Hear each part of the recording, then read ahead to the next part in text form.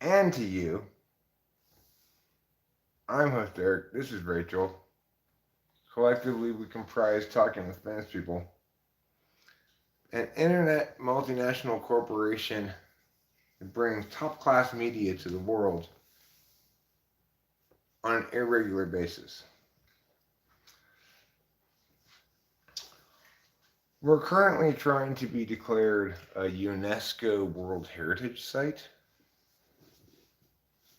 but so far we're not having a lot of luck. Obviously, it should be called that.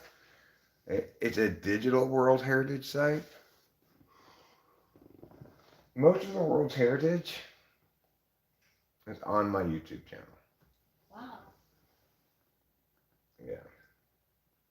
All the good parts, anyway. Like the War of 1812, the War of 1813, and all the other wars of the 1800s. Good times. Okay, what am I doing now? I'm going to go to the channel to watch this on the TV so I can see what the chat is saying. That's what I'm doing. And if I do say so myself, I'm doing it so incredibly well.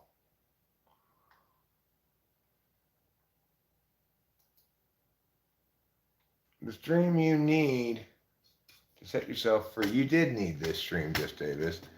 You may not have noticed the lack of iron, or you're becoming increasingly anemic because most of the iron in your diet you get from talking with famous people.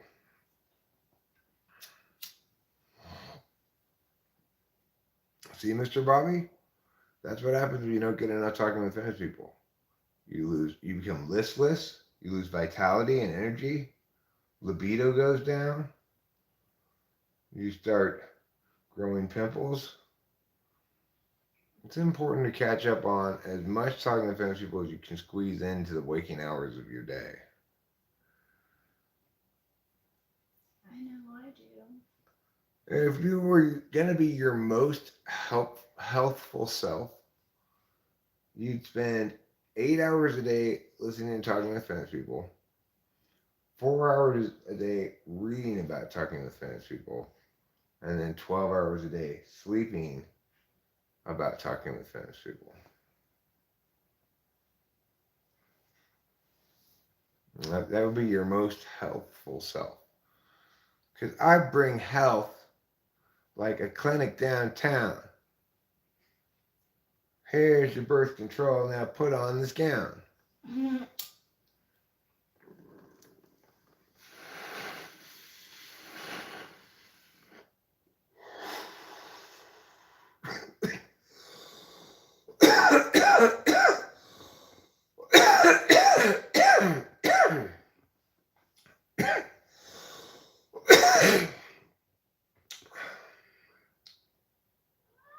So I happened upon what I think has to be one of the world's most difficult to rhyme words today. Hooves. Try to rhyme a word with hooves.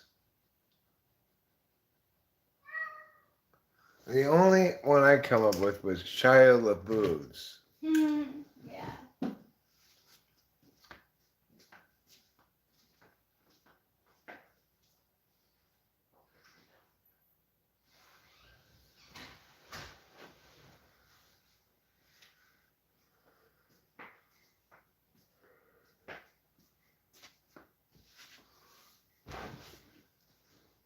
Wolves doesn't rhyme with hooves. Hooves has an odd vowel sound to it. Yeah. The only thing that really rhymes with it is, well, you can try with hoof. What rhymes with hoof?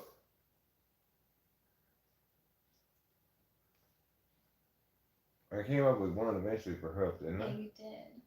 What was it?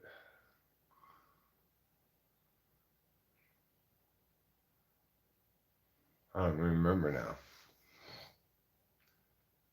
Now, my grandmother said roof instead of roof. She also said Washington instead of Washington. Washington. But you know, I'm talking about normal pronunciations of things. Hoof's hard to rhyme with.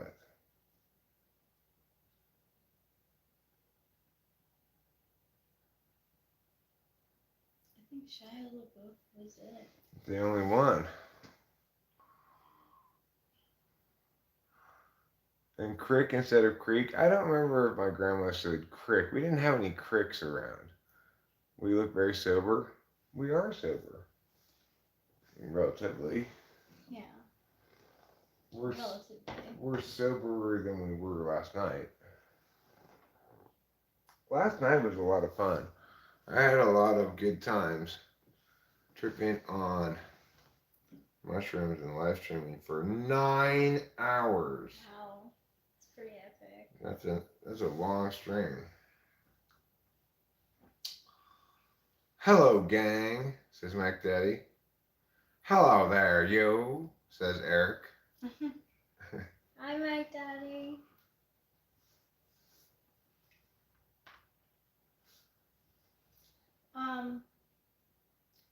Is there a letter? Yes. Mac Daddy, I want you to crack the case of the missing briefcase.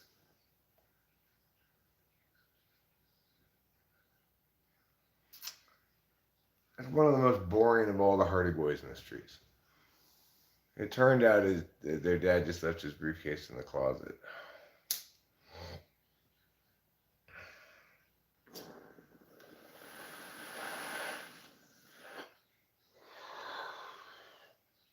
Mac Daddy, I want you to become a private dick. I want that to be your profession. Private dick.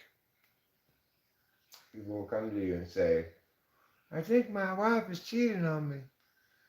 And you'll go spy on them with binoculars, snap pictures with an old-fashioned camera. You'll hide behind newspapers, peering over them briefly, only to lift it up again. You seem perfectly fit, perfectly cut out to be a private dick.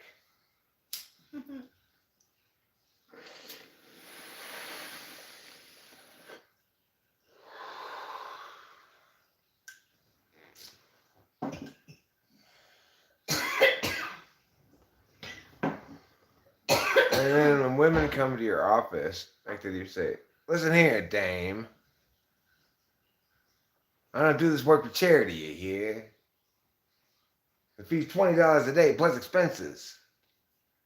It's a long time ago, so it didn't cost that much to hire a private dick back in the day. Nowadays, if you want to hire a private dick, it's exorbitantly expensive.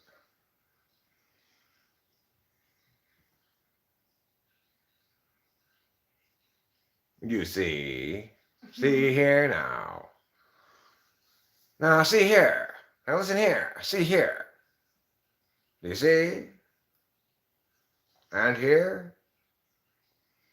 That's how old-timey people talk. I'm going to go look at the fire that I left burbling down below real quick. Gonna take a glancey poo at it.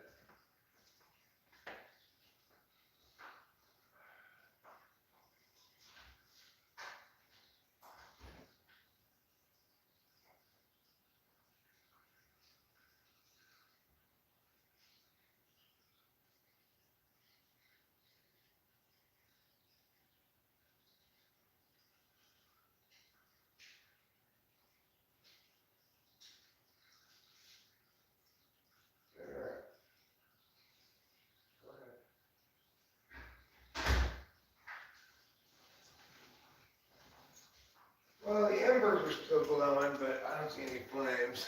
That's good. Seems to be dying down on its own there. So, earlier before we started,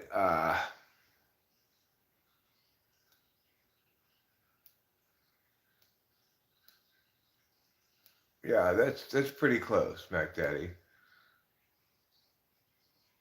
Now listen here, dame. You hire me on as your private dick, see? I'm sure I'll find some shit out, see? You shouldn't say shit. You say, I'll get down to the nitty gritty, you see? That's good. Happy early Easter, everybody. Happy early Easter to you, Eliana Diaz. I'm celebrating it tomorrow. Yeah. Rachel and I are.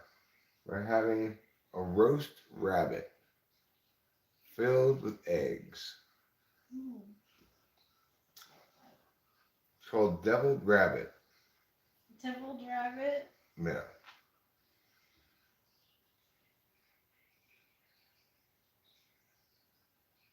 Oh, will you guys please type please INFPHD for me? It's the only type please I've ever wished for. INFPHD. I will try to get around to that. You know, setting up to do a type please episode is kind of an undertaking. It's a bit of a process. There's a little bit of wardrobing. There's getting the theme song out. There's editing the video. You know, it's also the year of the rabbit. Yeah. Well, I'm not a rabbit, so I guess it's not my year. I'm a pig. The point is, which would you rather be, a pig or a rabbit? A pig, obviously. Yeah. Rabbits are always running around, eating grass, worrying about things. Pigs, they're not worrying about things. They're just eating food, chilling, you know, winking at stuff.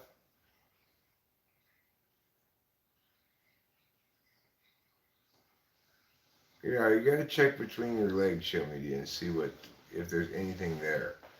If it's completely blank down there, you're a woman. If you have genitals, then you're a man. I've looked. It's completely blank down there for girls.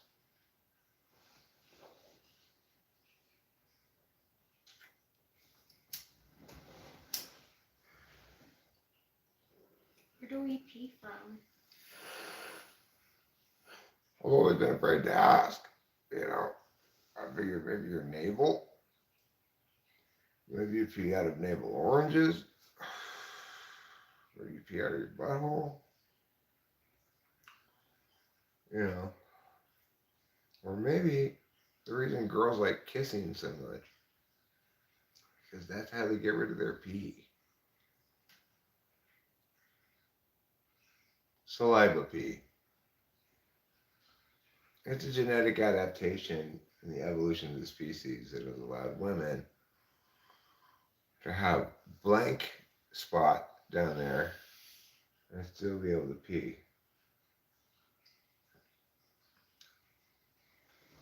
Now, some women have the opposite of blank genitals. Might as well be a man sometimes. Well,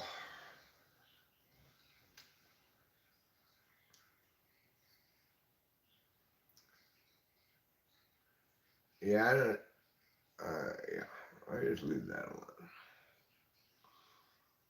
I'm totally gonna check him out. You do that, Eliana Diaz. You check him out. You go, ooh, looking good, hot stuff. That's how you check somebody out. Ooh, looking good, hot stuff.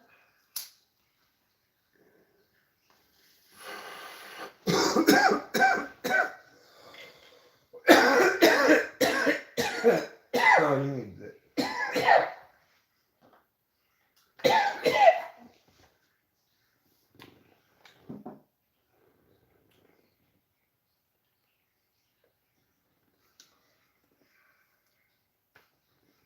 Do y'all believe in miracles?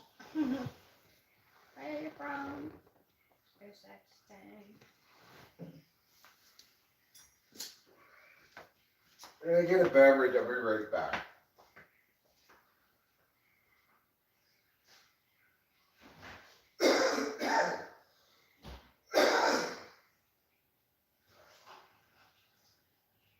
That's good to know, Eliana Diaz. If you ever choke, extend your chest out and raise your hands. It works every time.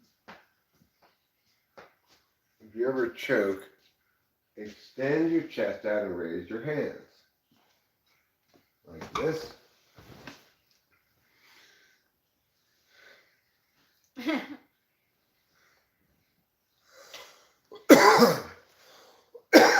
Well, I wasn't choking is the problem. I was coughing. I've never really choked on something in a scary way. Like, had it been stuck long enough for me to be like, oh shit, this is scary. I can't breathe. I did once with a bagel. Did somebody hit you on the back? No, I like used my firm muscles to like throw it back up, basically.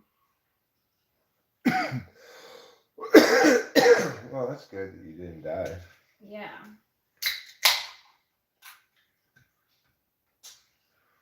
It would be tough sustaining this relationship if you were dead. I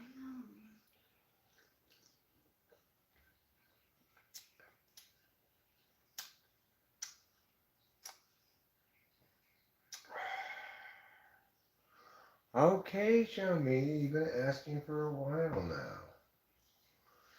And I've been non-committally meowing in response to you for a while now. Was it a hard bagel? Um, I guess what you're really saying is, was it toasted or not? Actually, I don't think it was toasted. And that qualifies as a soft bagel. Yeah, it was soft bagel with cream cheese. Sometimes known as a flaccid bagel. And I was like kind of eating it on the sly. And it took too big of a bite. Turns out your mouth was bigger than your throat. Yeah. Um, Bagels are not like bacon. There's no cause for a flaccid bacon. But flaccid bagels can sometimes be exactly the bagel you want. It doesn't have to be toasted. It can be warm and soft and just spread the cream cheese on it. It can be absolutely delicious. But choking hazard? Apparently, yes. Yeah, because like the softness of the bagel plus the softness of the cream cheese made it like extra like doughy. Was there also a McDonald's toy on it? It should have been. I hear those are great for choking on. Cream cheese with chives and onions. That sounds pretty good. Yeah, it is good. If you're talking fresh onions. Like the onions they put on onion bagels, those are like No. dried onion Yeah, pieces dried or something. onions, yeah, no. But chive and onion cream cheese is really good. I guess it's Einstein's Bakery or Bakery. They have maybe it's Goldstein's. I don't remember. They have this strawberry and flavored cream cheese that you can get. It's so good. Oh, I love strawberry cream cheese. It makes your breakfast taste like breakfast strawberry delight. Hmm. So, an interesting question was asked that I don't think I gave proper attention to. No, I haven't tried out Chat GPT 4 yet. Because why would I need to? I can chat with you. Would someone with SI backstack like Rachel not say anything if they felt uncomfortable in their sensory environment? Like if it's really hot in a room, you have a sweater on, and you should take it off, and you ignore it. I would say that sounds textbook Rachel, what you just described there. If Rachel felt it was too hot, it would take her a long time to say something. Yeah. like, I don't necessarily notice it right away or remember right away. I like to have the temperature 67 when we go to bed, but I sometimes like it a little warmer than that when we're awake.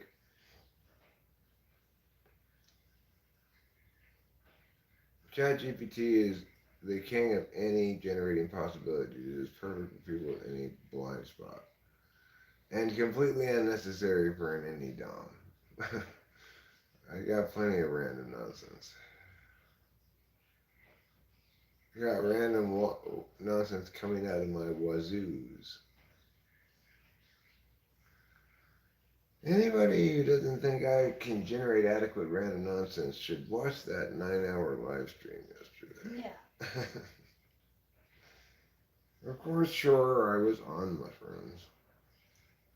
And that tends to make me a little bit more monologue. Do I remember the creepy Furby dolls? No. I do. Furby. The name sounds familiar, but I cannot picture them at all. Because for me, with SI Critic Backstack, I would wonder why I feel so uncomfortable, and then after realizing for 5 minutes, I'll connect the dots that it's hot and I need to take the jacket off, but do not. Yeah, well, that's 6 slot countervalued. SI. Rachel's is 8 slot autopilot, instrumental. Not exactly countervalued, but touchy. You know, people don't like to have their 8 slot messed with. I do not like being told what to do or what not to do, but especially I don't like being told what to do. Um, Rachel does not like having her SI fucked with. She doesn't like being told to finish her food. She doesn't like being kept up later than she wants or dragged to bed sooner than she wants. She doesn't like to have scheduled meal times, just like I don't. And in general, if she's gonna be fussy, it's gonna be because she didn't get enough sleep, or you made her get up before she wanted to get up and go before she was ready to go. You gotta give Rachel her time to SI things. She doesn't like being rushed, you know?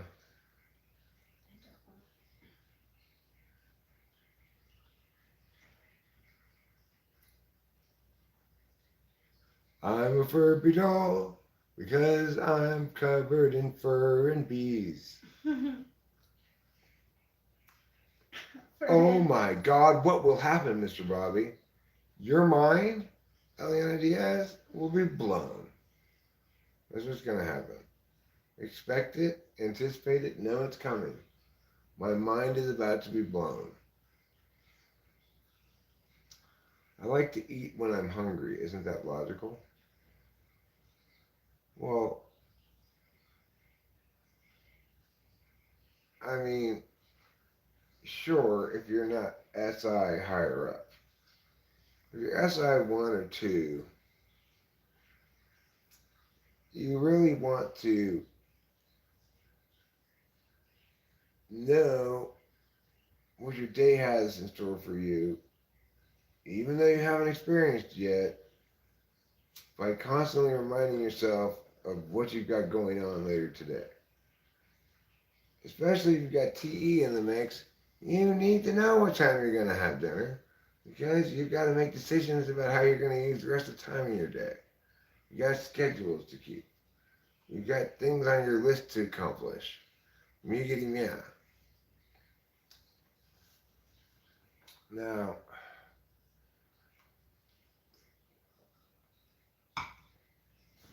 additionally, if you're SI high up, you're paying attention to the patterns of hunger that you have, and for some reason they seem to be pretty consistent for you. Oh, like, I don't really eat breakfast, but I always get hungry around 11 in the morning, and I have a snack, and then I wait, and I have my real lunch at 1 o'clock, and then when I get home, I'm hungry again at 5. So I'm gonna tonight. I know I have planned. I can just put that lasagna in, that frozen lasagna. But I have to wait for David to get home. You know, it's like that kind of shit. That's SI life, y'all. That's SI rolling SI style. Waking up. Okay, what do I have going on today? Let me just go over this. First thing I'm gonna do, I'm just gonna get up, go to the bathroom, just sit down in the kitchen. I'm gonna make myself a cup of coffee. I'm just gonna take my time. It's nice and early. No need to rush. This is so wonderful sitting in this coffee. Now, what do I have coming up? I've got to brush my teeth, take a quick shower, change. Don't forget to take those things with you. Then I've got to go to work. Oh, and I got to remember to remind Julie about her dentist appointment because she, her Julie, she's going to forget about it. That's an SI person's head inside of it. Like ISFJ. That's what they do all day long. I go, I have work at 4 o'clock. Okay, it's 9 a.m. now. I need to make sure I rest before work, but also I want to get these chores done. They can't take very long. Because just don't bother me because I got work coming up still. It's like in 8 hours. Doesn't matter. The whole day is ruined because work's coming up later.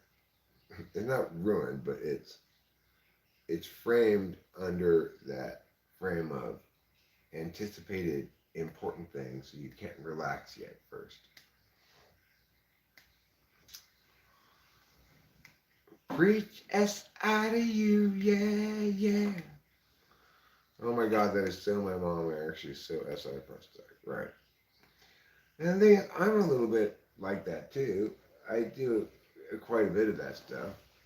I say to Rachel things like, and then when we get home, I want to listen to Darling Nikki by Prince. And then when we get home, I say, oh, I want to look on Amazon for a better kind of paper towel dispenser. And then Rachel says, oh, don't forget, you want to look up where the nearest Trader Joe's is. Then we didn't do any of those things for a while. But at some point, I remembered one of them. I think it was the paper towels because I went in there and I was like, fuck this paper towel dispenser, And then I was like, what was the other thing we were going to be on? And then I remembered one of the other things we were going to be on. Yeah. Which was, where's the nearest Trader Joe's, I guess. And then the last thing I was going to be on was what? Listening to Darling Nikki. Probably. And we did that finally. Yeah. It was good. It was good. I met a girl named Nikki. I guess you could say she was a sex fiend. I met her in a hotel lobby, masturbating to a magazine. She said, how'd you like to waste some time? And I could not resist when I saw little Nikki grind.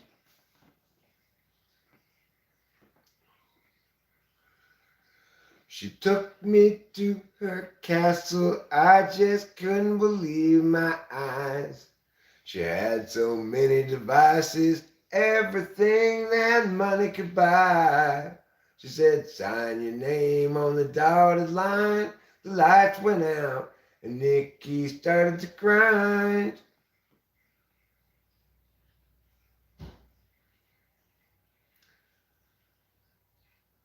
Castle started spinning.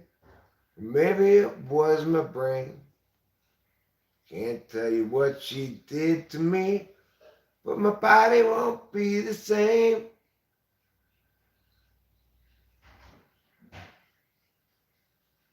It's a good song.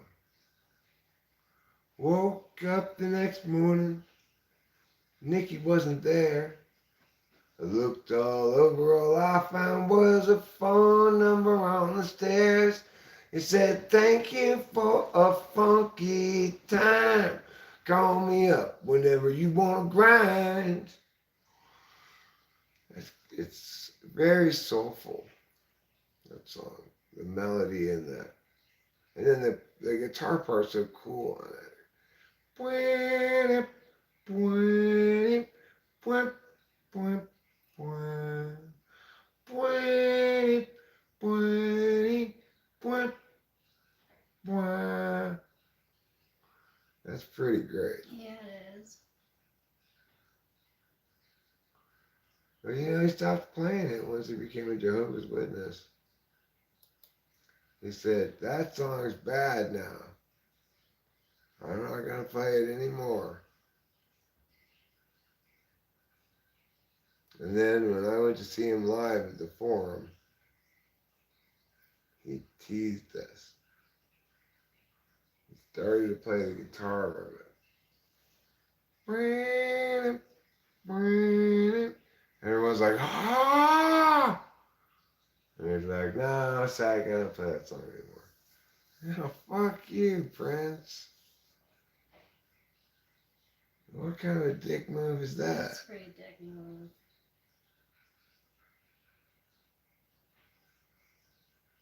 No, he's a Jehovah's Witness. Well, now he's dead, so we can finally play his music on YouTube. He was one of those weirdos about it.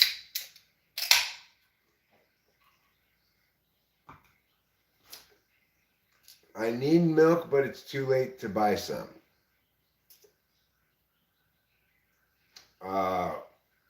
Worst excuses for sucking on a woman's breast.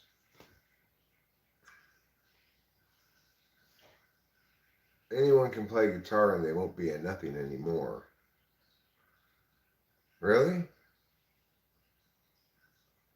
Well, I guess all my years of playing guitar were wasted. It just guarantees me being a nothing. Being a nothing? No, they're not a nothing. No, anyone can play guitar and they won't be a nothing anymore.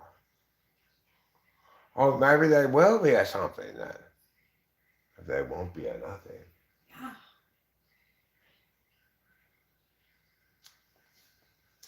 Playing guitar doesn't make you something. It just makes you playing guitar. Give me your orders. Here's a squirt of my milk. You don't need to go to the store tonight. Squirt, squirt, squirt. Well, sure, I've got enough for a bowl of cereal. Shh. I got enough as well for your coffee milk. Shh, shh, shh.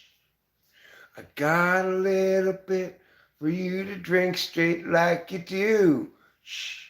But don't share any with Judy, 'cause I'll run out.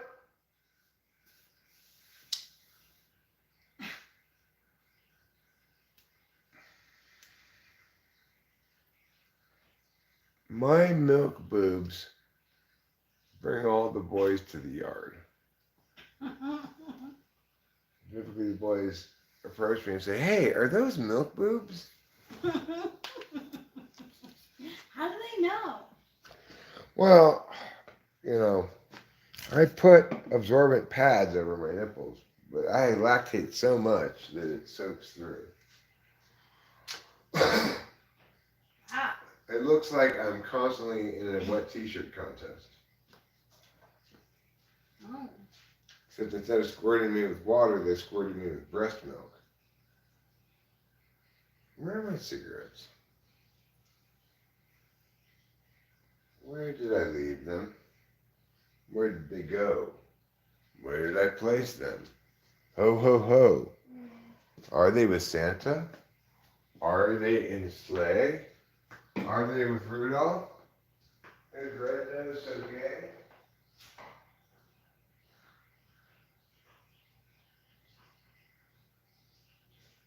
Are they in my jacket? I've been into oat milk. I'm totally into oat milk. Probably there in our jacket.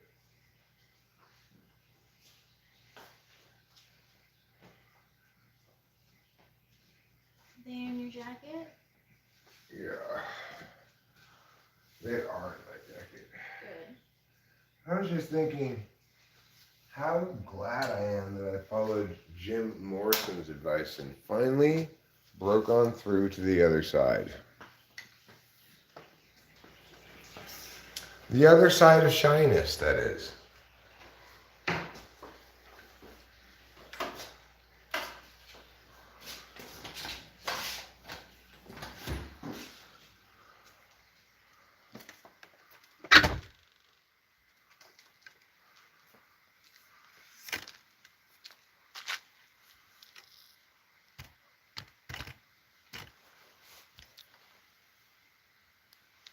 On a scale of 1 to pretentious, how pretentious is Jim Morrison? Very pretentious. Lots of pretentious. You can see down there, there's a little light. That's actually the slowly embering away fire that I did as a controlled burn today. I finally got together all of those sticks from the tree that fell over in the driveway. I piled them into the back of a little car, drove them down there.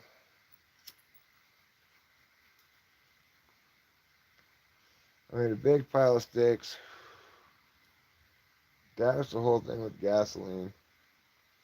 So it would, Sasquatches are known for that.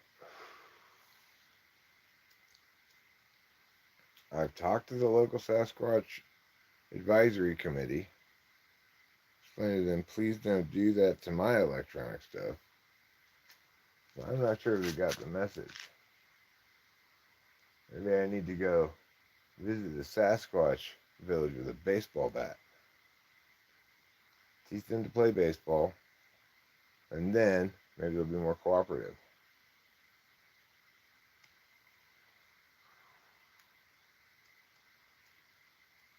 That's one way America civilizes the savages.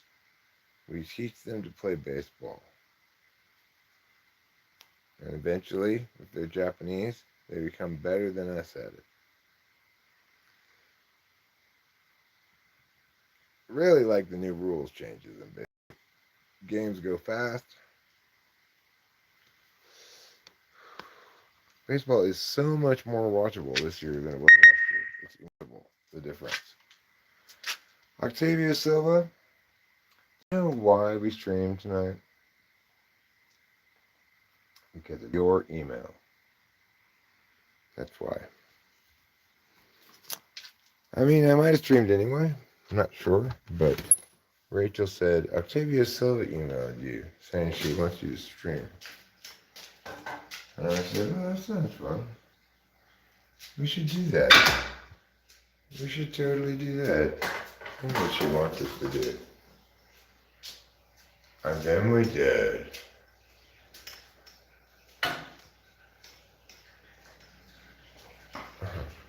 A water fountain sounds like people talking very fast at each other. Yeah, it does. Yes, I know. I got it already like 2 days ago. Shit.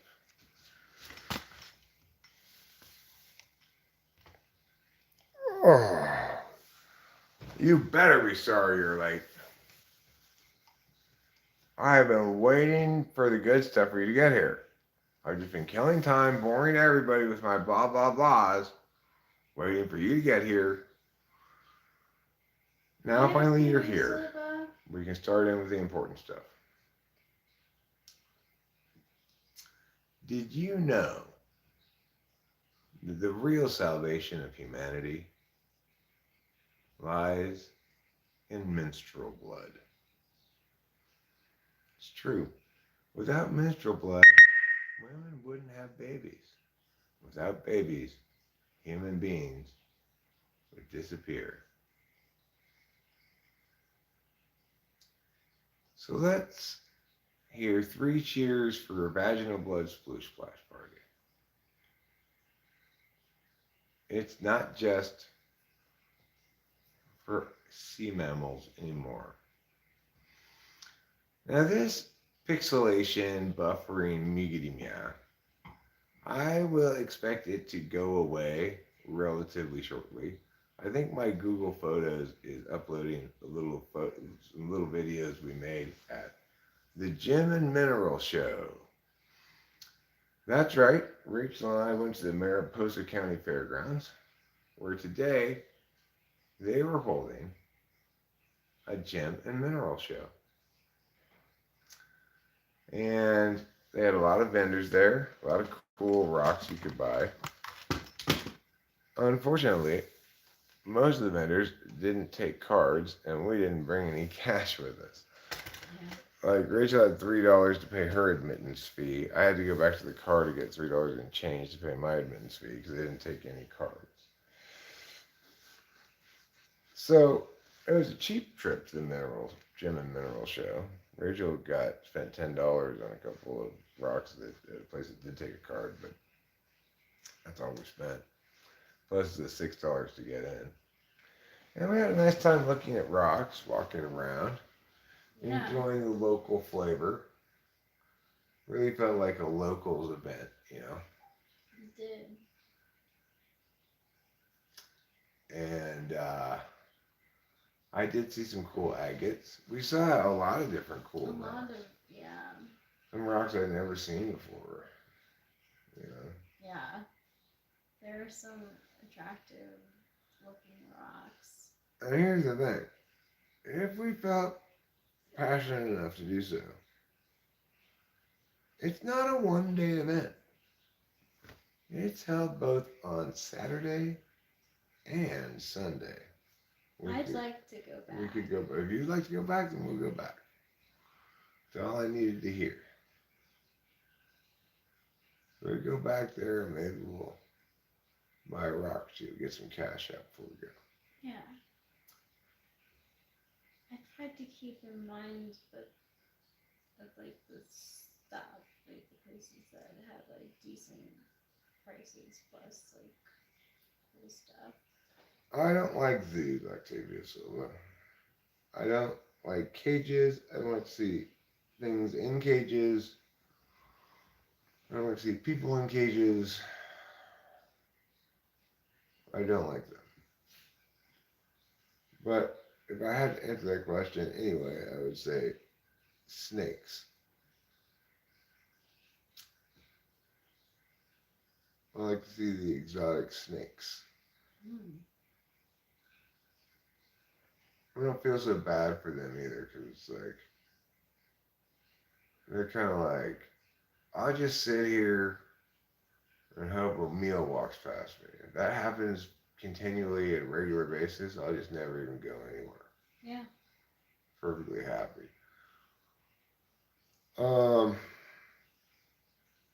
Like, for example, our crayfish Lulu. He was perfectly happy.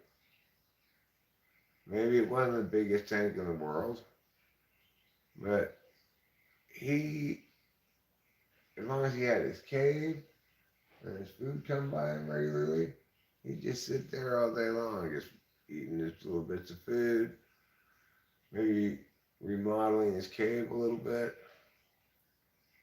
Hi, Lich. How are you?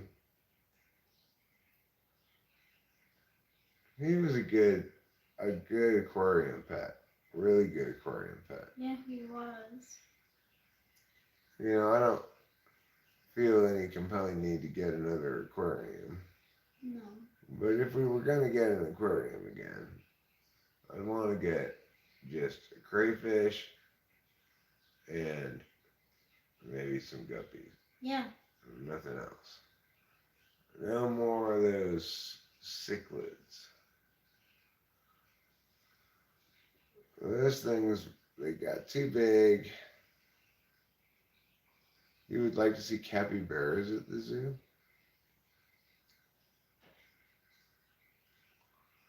Mr. Bobby wants to see capybaras cleaning and maintaining aquariums. I would like to see that too. Capybaras are giant rodents, so keep that in mind.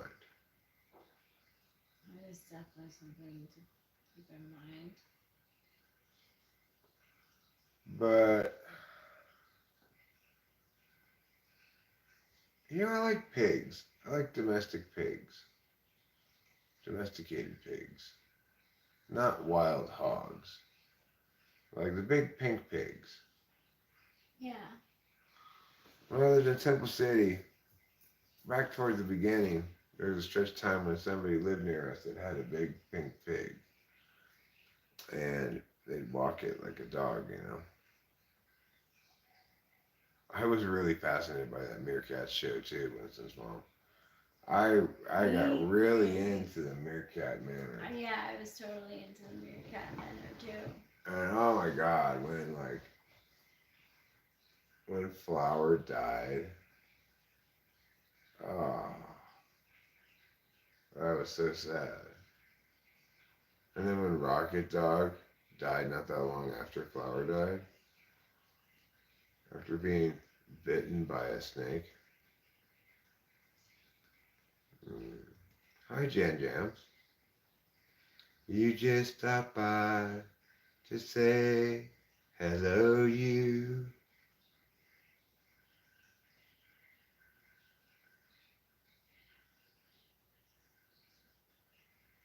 Jan Jams is not an INFJ. No.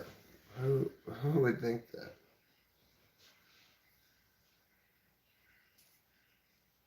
That's not a good conclusion to draw.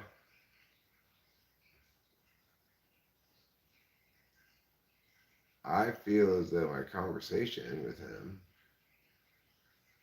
was consistent with what I apparently typed in before, which was ISTJ. Yeah.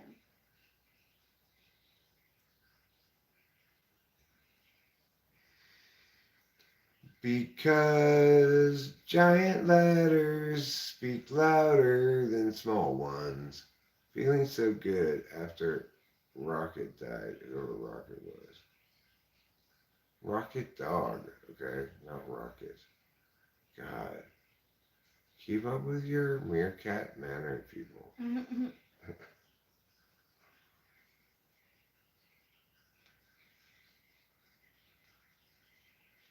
What's your opinion on mushrooms, Eric? I mean, it really couldn't be much more favorable. I love them, usually. Sometimes we get pukey batch or something. I don't like that. But like yesterday's mushroom trip was fantastic. Yeah.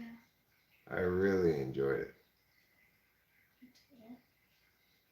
Yeah, and I tripped quite hard yesterday.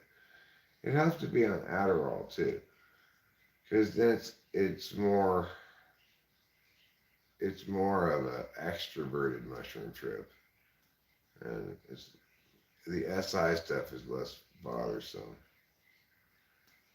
Because mushrooms get serotonin-y. They make you cold. They make you feel like yawning and sleepy and awake at the same time. Well, when you have Adderall in you, it's just like mushrooms with all the sleepiness gone. And it's wonderful. I don't know. I really like it. Especially I like trips like last night where a lot of things were making me laugh. I was having a great time. It's not that necessarily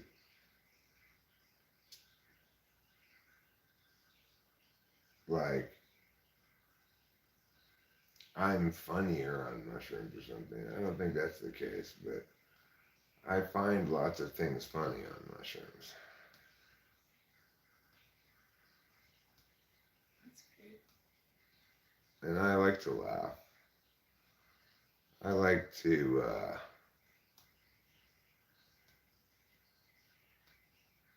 I like to hear hilarious jokes. Rachel, your hair looks beautiful today. Oh, thank you. It was Octavia Silva said Thank you, Octavia Silva. that. Liz did for mushrooms for the first time recently and loved it. Yeah, well, not everybody loves them. Some people do. One of those people is me. I love the shit out of mushrooms. I really love these mushrooms. Yeah. These mushrooms are great. Do you ever feel like you're getting too logical and you have to hug an FI user?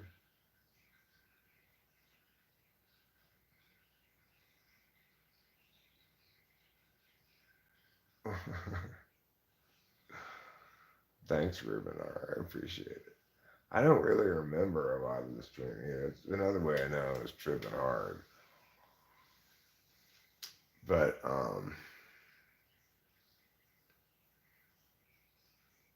it felt so good. And the thing is, anything that makes a big difference is our decision to postpone the funeral till after the wedding. That takes a huge weight off of my shoulders. I was really stressing about these funeral arrangements that I had failed to even begin making.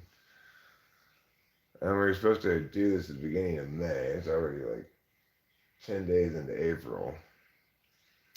So you can see the scope and scale of my failure. Well, good news. And Evelyn emailed us, said she can't make it on those days in the early beginning of May. So then at that point, she's talking end of May, early June. Well, we got a wedding in July 8th, so I don't want to go to the funeral in June, quick turnaround for a wedding. So we're going to postpone the funeral until after the wedding. Talking August, into August, possibly early September. Delilah does not want the funeral to coincide with her birthday, even though that seems more efficient to me. We could have her birthday, the funeral, all at the same time. That way Dad and Mom could be there for her birthday.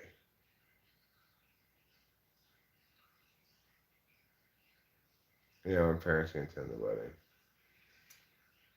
They're going to be, I'll have my dad's ashes on Mom's ashes, and then I'll have a recording of my dad criticizing things throughout the proceedings. Son?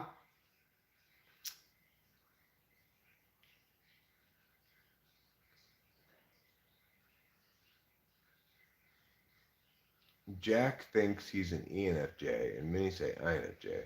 Who's Jack? Eric, have you had any revelations with type in the past year or so? Any new insights? Well,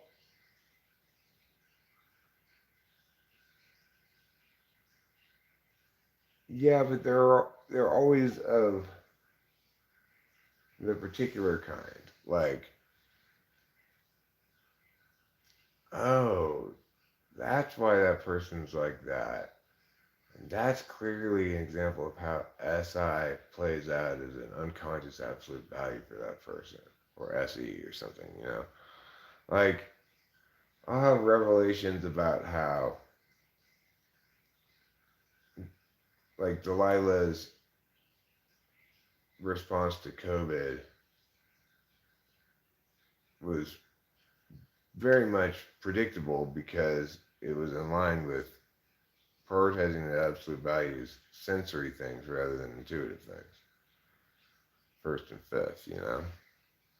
So she and I would get into COVID arguments or whatever. Her point was, you just do whatever it is that makes you even a little bit healthier, Eric, because I love you and you're important to me. And it's better safe than sorry, and your health matters more in these arguments. My position was that's terrible reasoning, and and that's I will go along with stuff because I love you and it's what you want, but um, that's not how to think about things like that. Otherwise, you're stuck doing everything that can potentially be health improving as some sort of obligation to prevent harms that may not even be extant. And that's just craziness.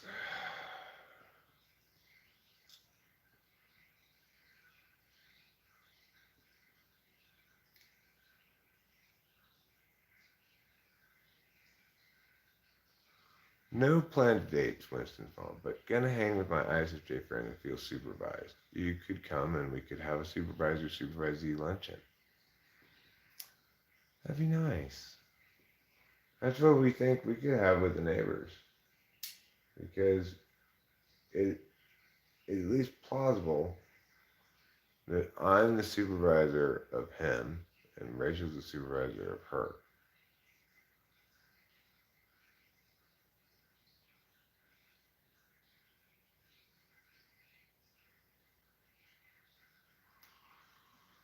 Jack's socionics guy.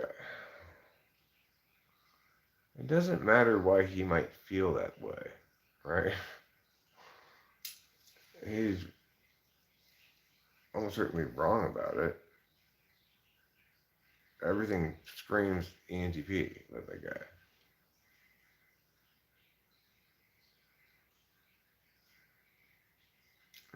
You might say, well, but Eric, he doesn't think or argue as well as you do. Well,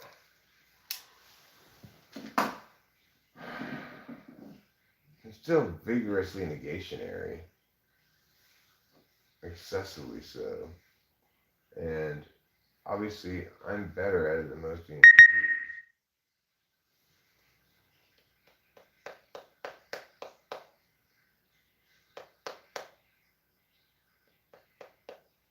Are we frozen? Well, I mean, I'm not. I'm still able to move around, talk, nod, shake my head.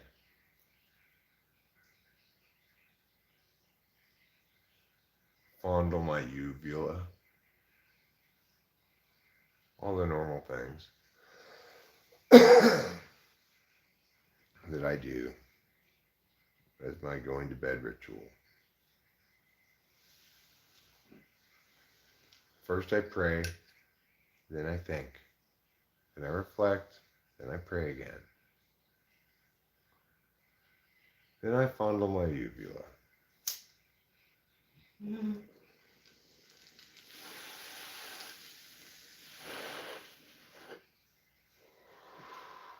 Then I pray for forgiveness for fondling my uvula. Oh. Then and only then do I get out a hot pocket. Piping hot. Take it to bed with me. Wait for it to cool down and nibble on it as I fall asleep.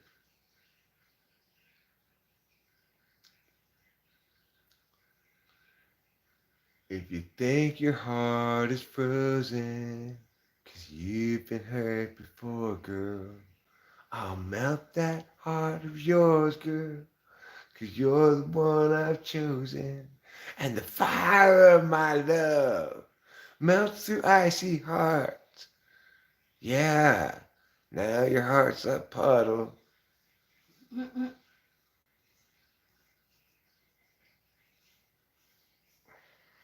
I have no opinion on Adolf's type. You mean Adolf Hitler? Well, my opinion on the type is probably an INFJ on math. I've said that before. It seems not a terrible not a terrible theory.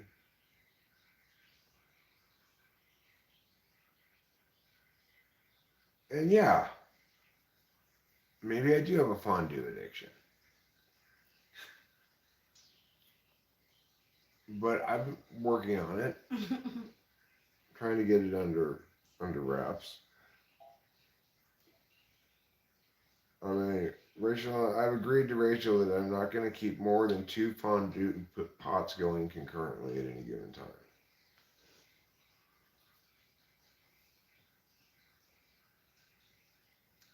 Brian Adams. What a plain name. Brian Adams?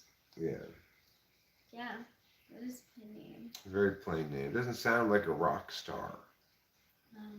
I guess you wouldn't call him a rock star. What do you call him? An adult contemporary spongy music song guy? Yeah, adult contemporary for sure. Brian Adams, he's the one who sings, "Oh, some young lady." No, that's not Brian Adams. That's Celine Dion. Don't fondle your uvula with fondue. Good advice. I also saw that poster at the fondue store. You and I must have gone to the same fondue store. You copped it from that poster at the fondue store. But I'm calling you out.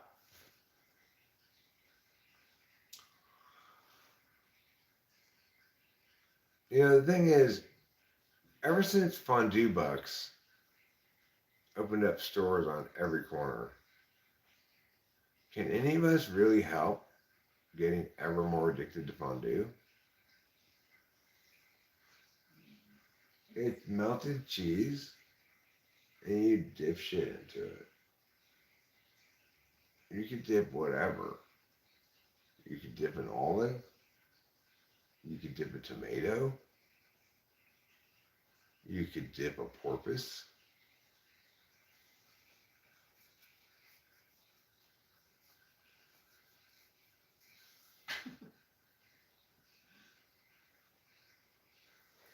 It should be probably not a whole porpoise,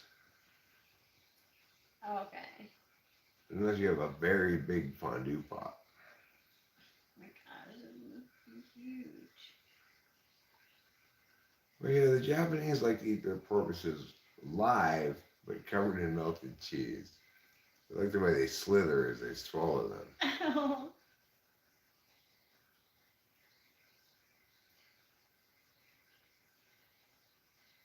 She circumcised him.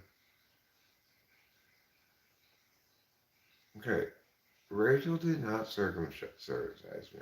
Okay, I was already circumcised a long time before I met Rachel. I didn't even remember being circumcised. That's how long ago it was. And it's the sort of thing you'd think a boy would remember. Having a piece of his penis chopped off. But I have no recollection of it whatsoever. So they must have done it a long time ago. So long ago, in fact, that they used an obsidian knife to do it. Obsidian knife. Yeah. Fortunately, it was really well sharpened. So that's why I escaped with my penis intact mostly. Did I ever have a hippie phase? Yeah, kind of. Kind of.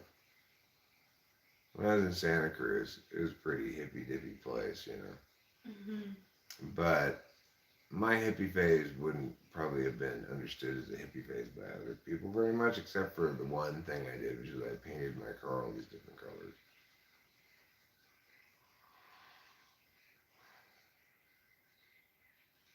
My dad didn't like that.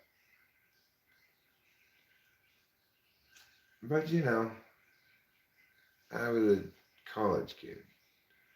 College kids are not known for their wise decision making and discretion. No. So you gotta forgive yourself for some of your failures in life. After all, we've all gotta grow. Okay? You're not stuck where you are now. You're in a period of forevermore growth, going from chrysalis to caterpillar to butterfly to moth and back again. Wow. An internal cycle of birth, rebirth, re-rebirth, and then re-death. You just gotta understand how everything is one. Everything. Even two. Wow.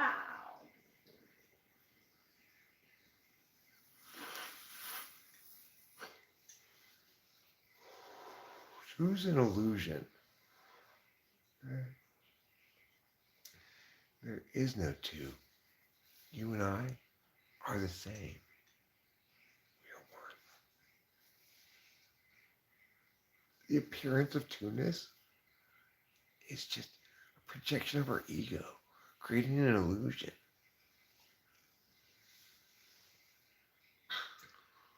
I knew it. The thing is, the oneness of us, one of the problems with it is, you don't get it, and you think we're two, but I know. So doesn't that make us different? No, we're one. One what? One. One thing. It's just one thing, not multiple things.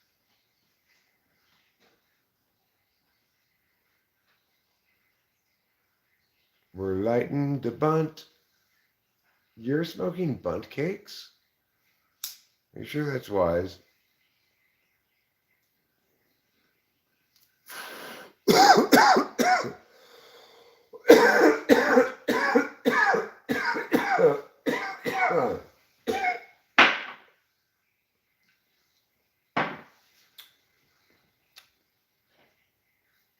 Oh no. Oh no, sister. Mm-mm-mm-mm-mm. That bong needs to be cleaned.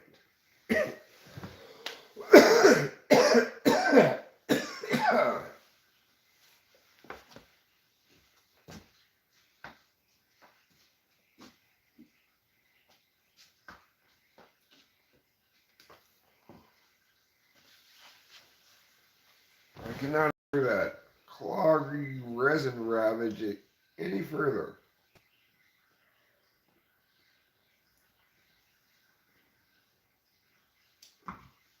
Josh, Josh Nelson, the thing about three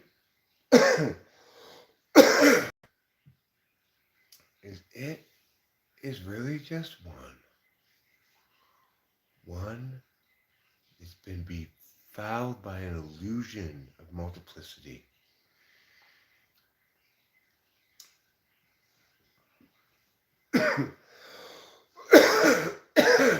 Three is just two plus what?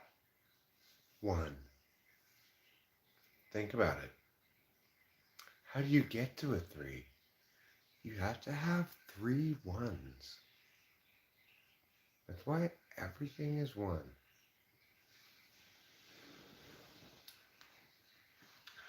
There's an energy, a magical energy in the ether.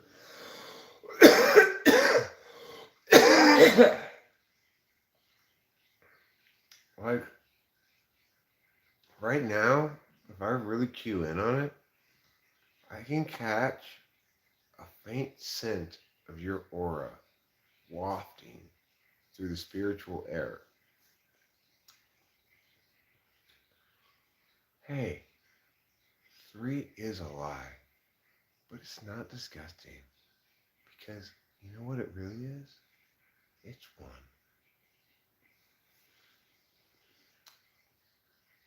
Ether G. Right now, I'm picking up from Octavio Silva the scent of pine trees inside of a tropical rainforest. It's like mangoes with pine trees.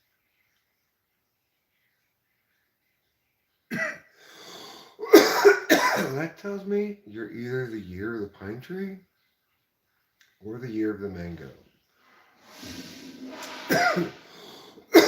in Shavasic, Frederick, what that means is that you're like a tiger crossed with a sea otter.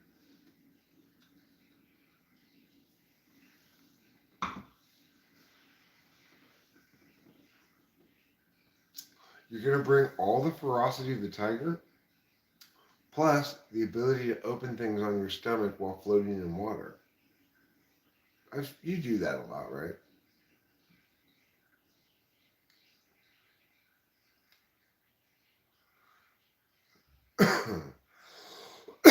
What I really want to know is how do you test on your SI and on your TE?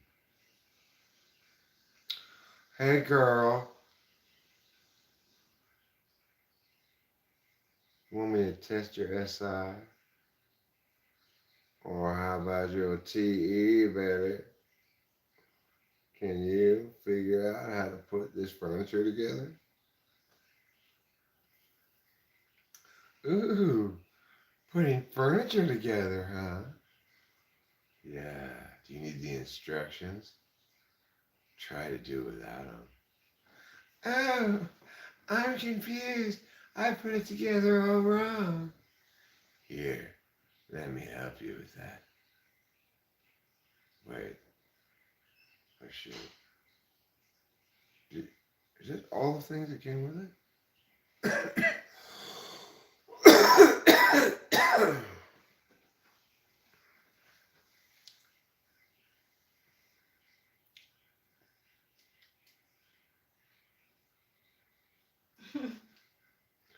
Well, since I'm TE Poland, I guess I'll have to use a workaround and pay attention with my SE.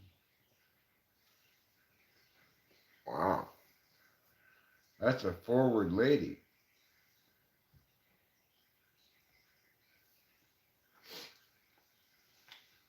Are you calling forward? No, I'm not talking about you. I'm talking about a lady at, say, a bar. And a gentleman who attempts to pick this lady up by saying, hey girl, you want me to test your SI? How about your TE?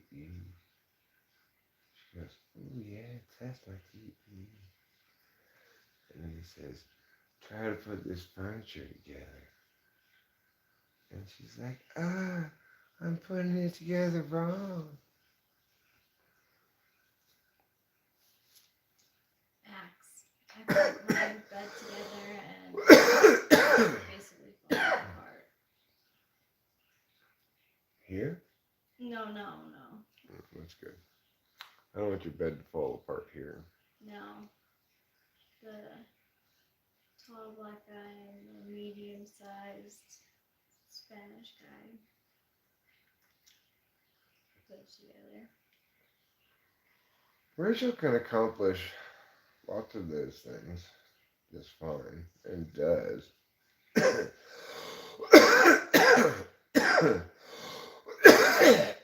As I said before, she doesn't tend to actually ask me for help with the thing. She tries to avoid it.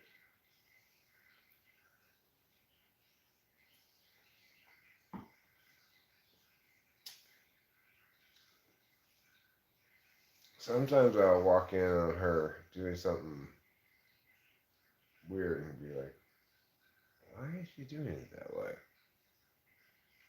But then some of those times it turns out, oh, that is a good way to do it. That makes more sense than I thought.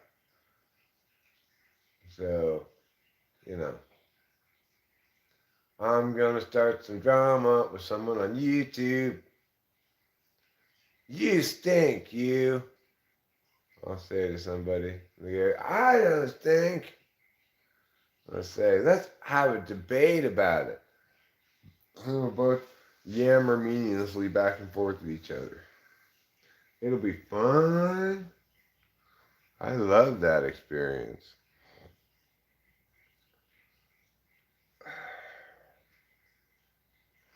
It's like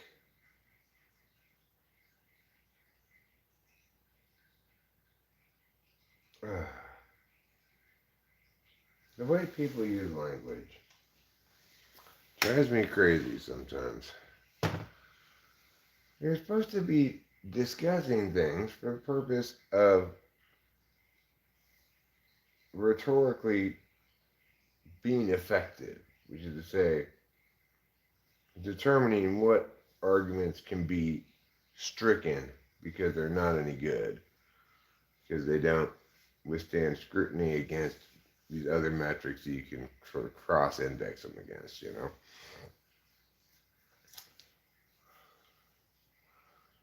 You're not supposed to be attached to your position first. You're supposed to affirm the position that has the best arguments,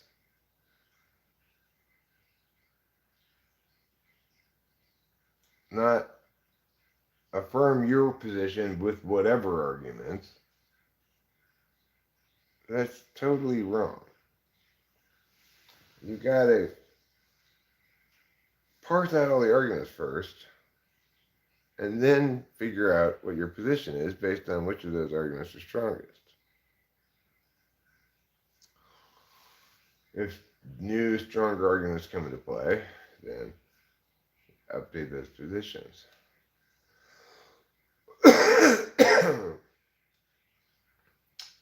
It's just that simple.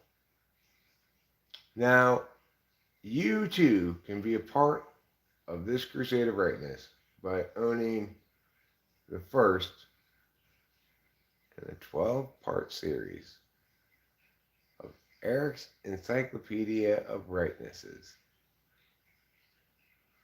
It's all about how to be right.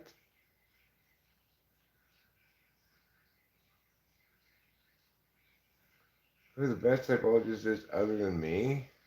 I guess Amy.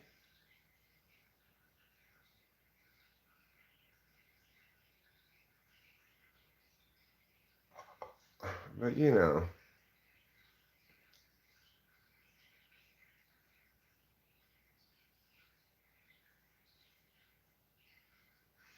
I'm the best typologist by a large margin because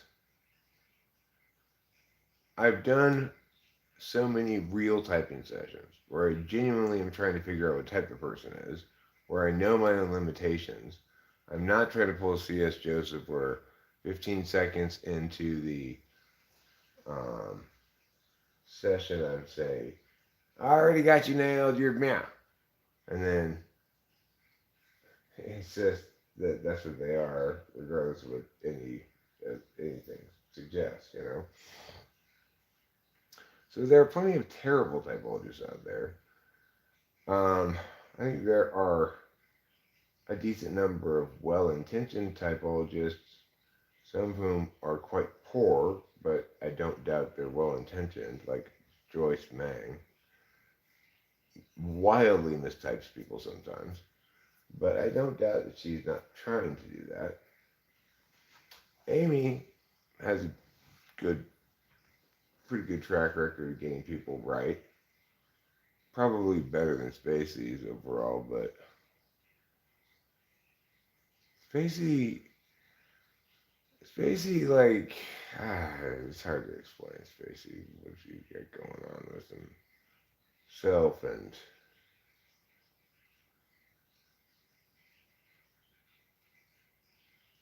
you know, situationally, he found himself pushed into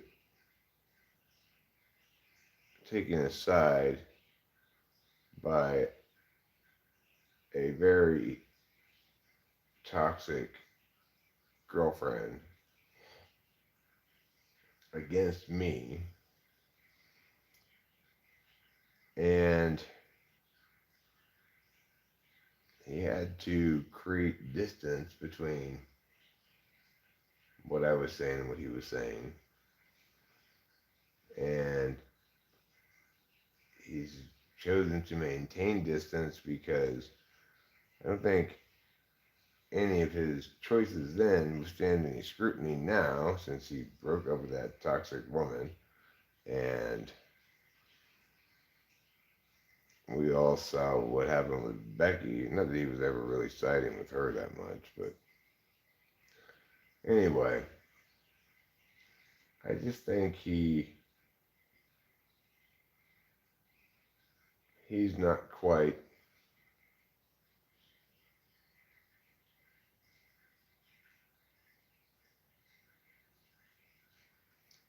like INFPs don't like to take the FE hit, even though it makes things better. Even though it would make them feel better or make everything better, they don't want to go.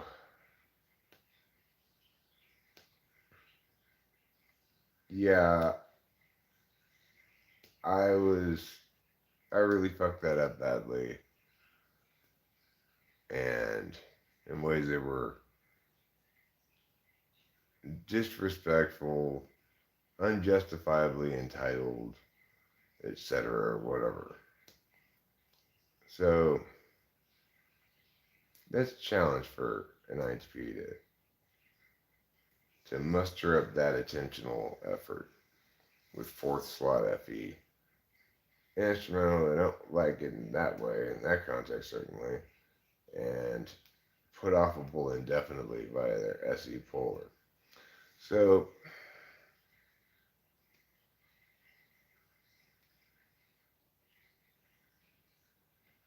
battery powered low. Oh, that must mean this is dead. You have a brick? Yep. Can you get it for me? Sure thing.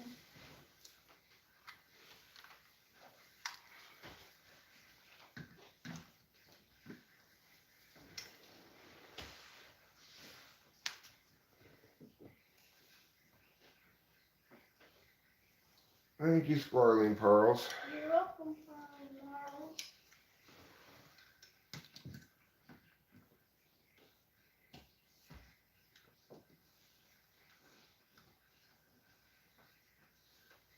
Is it behind or what? There you go. There, now it's behind. Spacey was a nice guy. I like Spacey a lot, and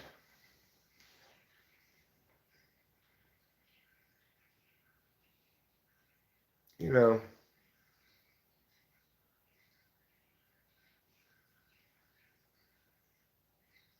by and large, it's like that Beatles song says. There are places I remember all my life, though some have changed. It's like that. I'm happy now. I like my life now. I like my relationship. I like my wife. I like my house.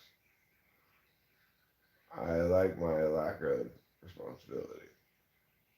I feel like I'm just starting to have fun again. And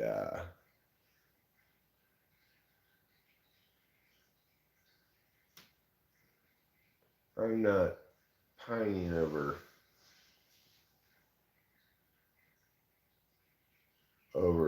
past shit.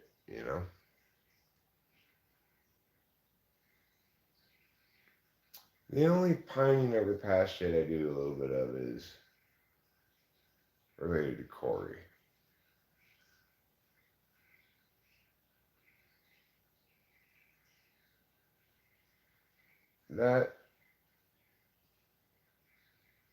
That's tough to swallow.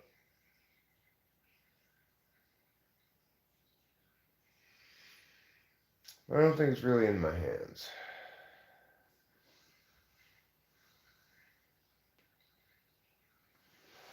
Because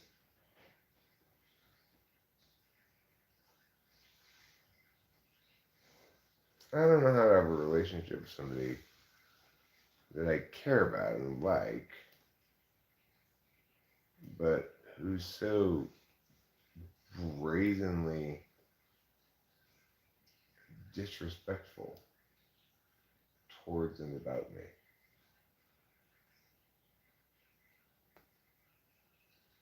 Not that I care about respect so much, but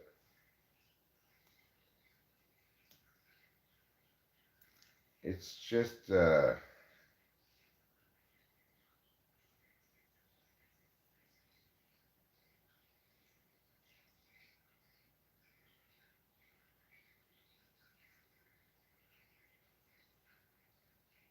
there's a certain hostility towards me as I am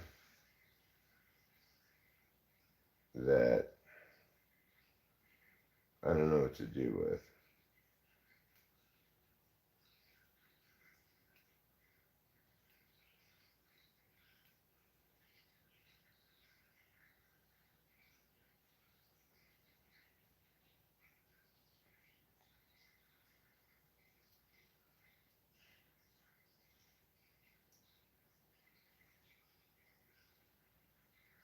Like,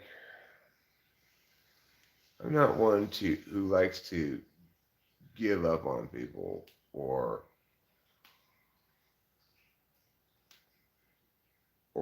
toss aside relationships that are important to me.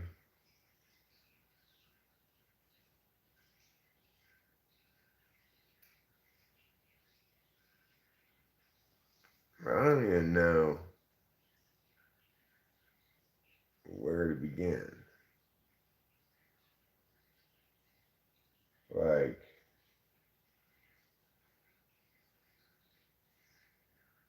a certain maybe I guess fake it till you make it kind of thing. Like, well, you just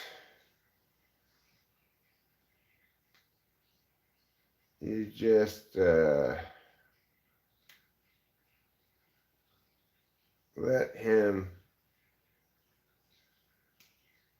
set the framework, even if it's one you don't like, for a while, and see how things develop.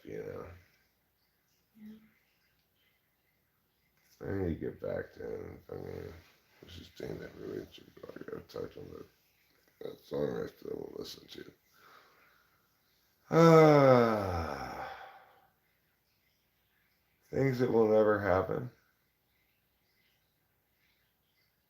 Hashtag things that will never happen. Wagwan, bruh.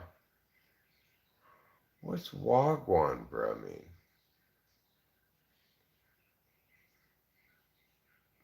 Toss aside my salad.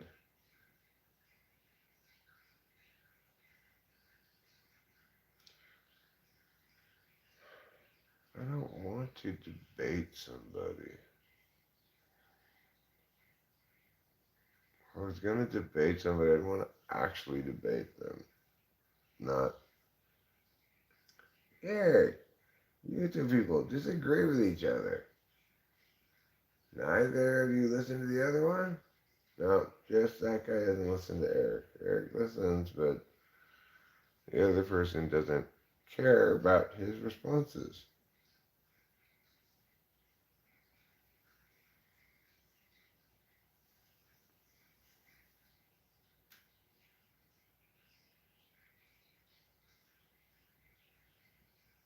Would it be easier to fight a Bigfoot in water or a Loch Ness monster on land?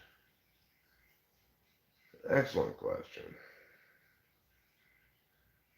Um, I'm gonna say a Bigfoot in water simply because Loch Ness monsters have such a huge size advantage over big feet. You have to stack 120 big feet on top of each other to make one Loch Ness monster. Wow. Yeah. Like all cryptids are measured in big feet. So small cryptid like chupacabra is considered a quarter Bigfoot.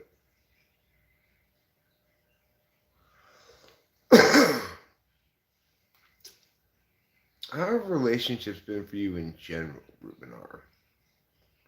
Like, are you a cheek pincher?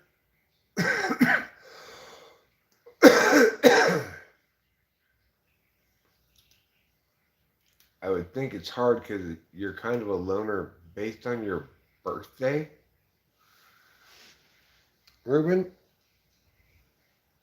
I don't know if you're a loner or not, but I do know this. If you are, it has nothing to do with your birthday. Unless you were born on Loner Day. In which case, there's no saving you. There's no salvaging them. What day of the year is Loner Day? August 16th. If you're born on August 16th,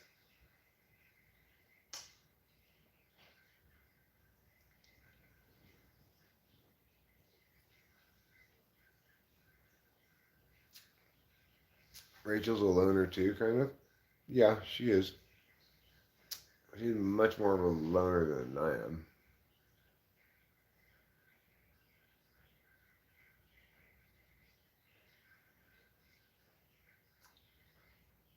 Yap, yap, yap, yap, yap, yap, yap, yap.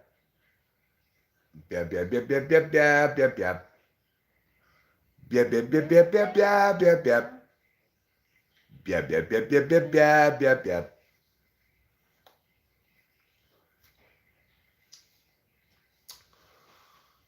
So, anywho, time to smoke a cigarette. Looks like the video quality is clearing up. That suggests to me that Google Photos is done with its uploading. I've got how many percentages? I don't even know. Is it reckless to unplug it? No, not too reckless. No more reckless than the behaviors of the characters in the movie The Year of Living Dangerously.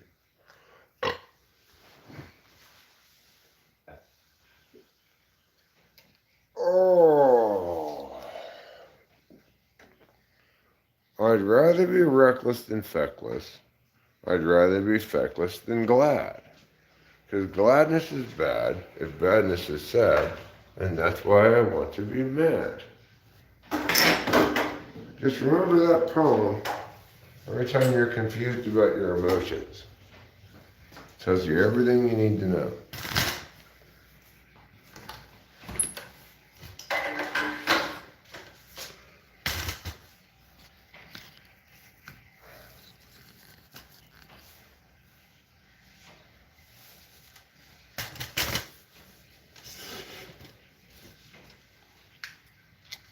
You know what you people are? I'm going to tell you right now.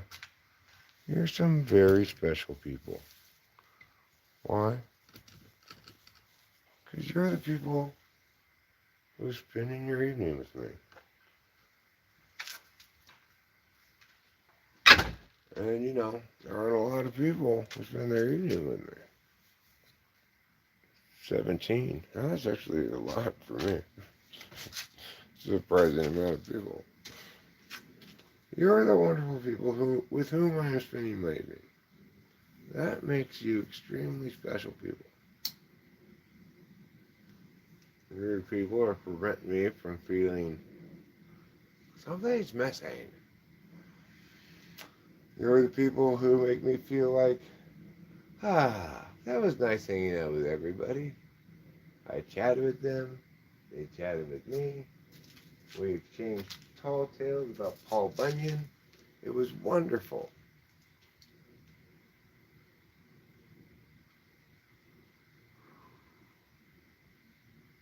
So, here's my tall tale about Paul Bunyan. Once upon a time, long time ago, time before the horses turned into carriages, turned into trains and locomotives, turned into automobiles and jet planes, long before, when a man to get someplace had to get there on his own 2 feet, Paul Bunyan was known as a walker among men. Which is to say, of course, that he would walk great distances traveled at a great rate of speed. Some said he could outrun an alligator walking at normal speed. Others said that was an exaggeration. Regardless, he got his name because all this walking gave him bunions. And if you ain't never had no bunions, let me tell you, they can be right painful. The sort of thing that can hobble a man, leave him sitting by the side of the road, gasping for air, asking for water, saying, "Won't somebody please cut off my bunions?" Well, he got a reputation as one of the most prevalent whiners about bunions in the late 18th century. And so to prove himself a man, he went down and chopped down a bunch of trees. And everybody said, "That Bunyan boy's gone crazy loco." That's why we invented chainsaws.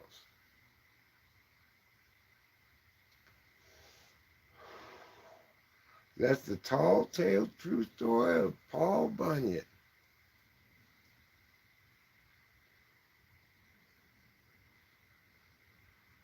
Wear 2-cup TWFP shirt. 2-cup? What's 2-cup? You mean this kind of shirt? Oh, yeah. Look at me mildly. This shirt was only given out to band members in the Talking with Fair People band that no longer exists.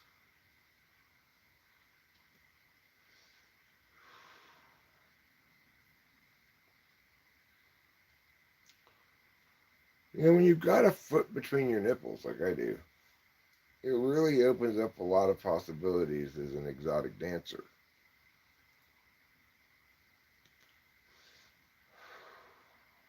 For example, I can glue an average sized shoe between my nipples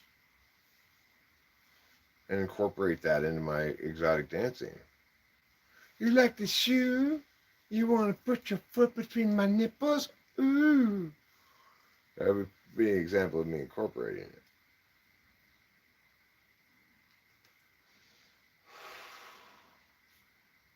Other people, they don't maybe have a full foot between their nipples. They have to make do with like a little Dutch wooden shoe. And that's painful, you know. If people stomp on your chest with a wooden shoe.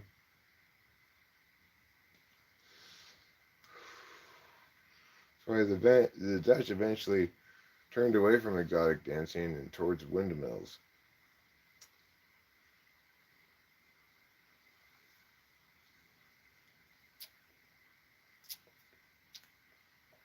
How you like me now, Chat GPT?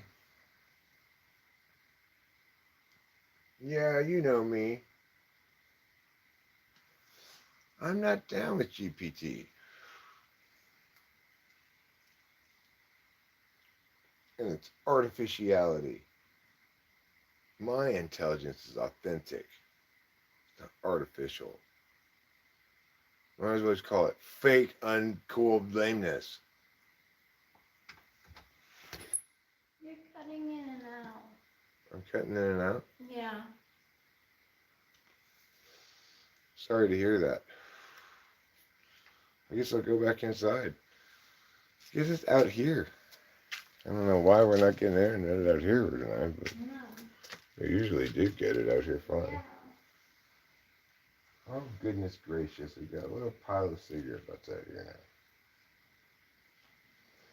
I have to pick them up and carry them to the centralized butt disposal can in the front. I'm going to dedicate a government bureau here at the house called the Bureau of Cigarette Butt Management. I'm going to be the overseer of this bureau and the only employee of the bureau. I'm going to enforce strict regulations about not letting butts pile up in various places. Put them all in the coffee can and just say, that's good right there. Enough of that. Octavio Silva said I was not cutting out on their end.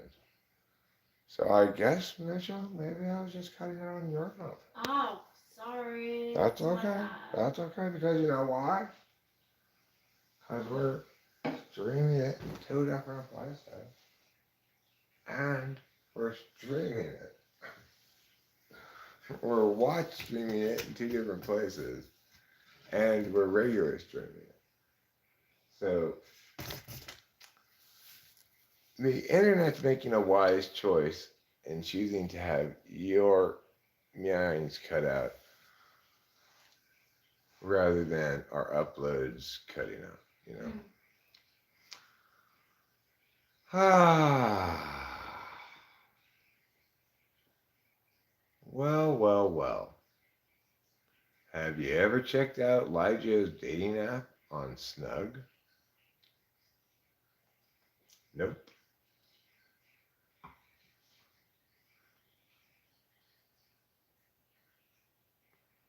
I want to make a dating app that doesn't put people together with each other, but that retroactively claims credit for their relationship after it's proven successful.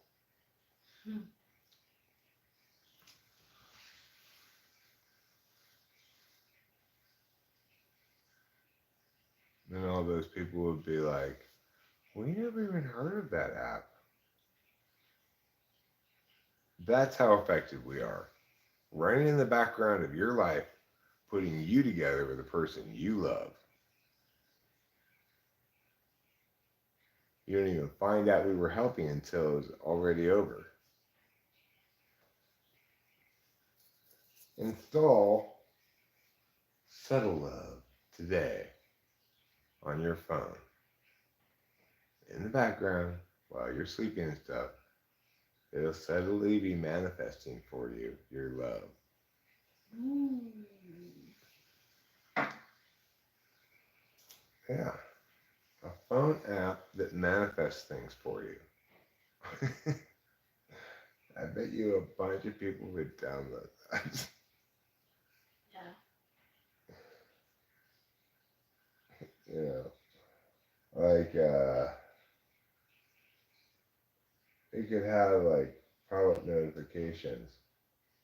Um, Cosmic energies of manifestation sent.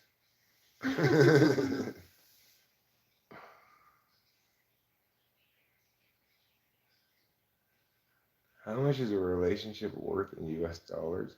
I don't think we normally value them in dollars. We value them in cherish balls. How many cherish balls is in your heart basket? And I will tell you, infinite cherish balls.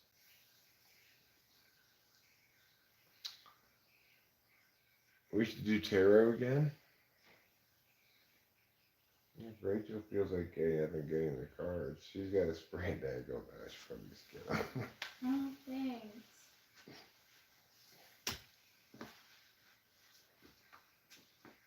I try to be sometimes considerate. I usually fail, but you know. No, I think you're fine.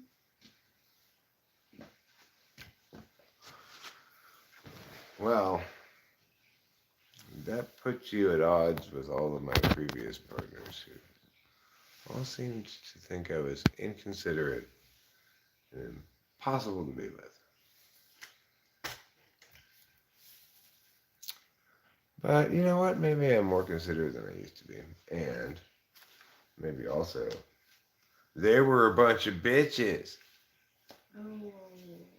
Boom. Maybe that. Those girls were mean to me. I think they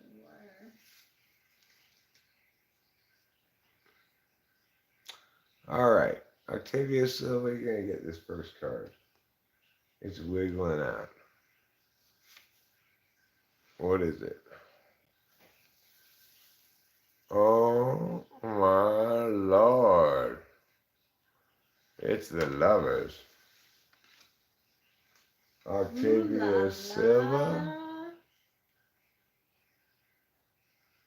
Octavia Silva, you're gonna meet a girl named Nikki, and she would say she was a sex fiend.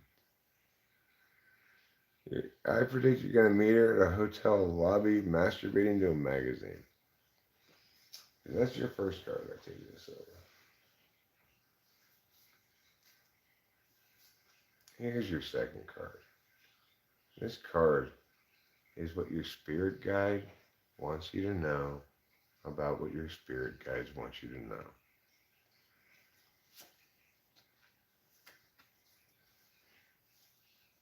Conflict. Conflict and struggle. Pew, pew, pew, pew, pew. Well, that's why you should have stayed away from Nikki.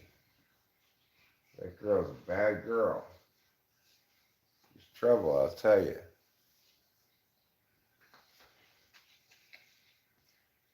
Although she's polite, she will thank you for a funky time.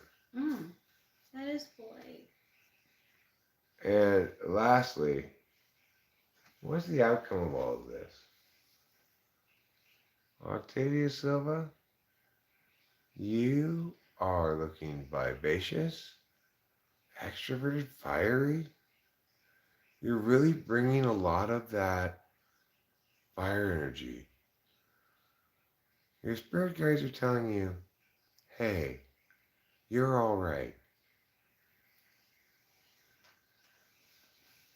Good read.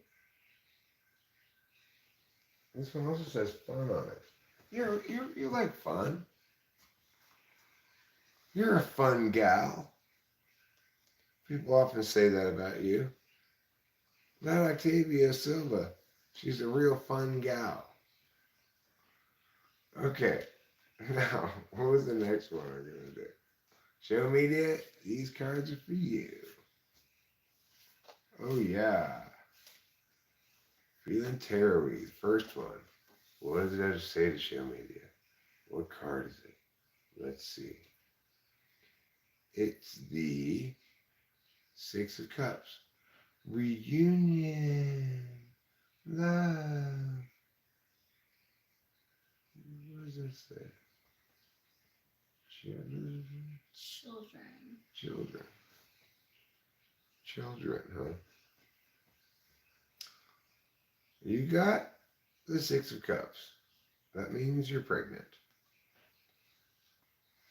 With children.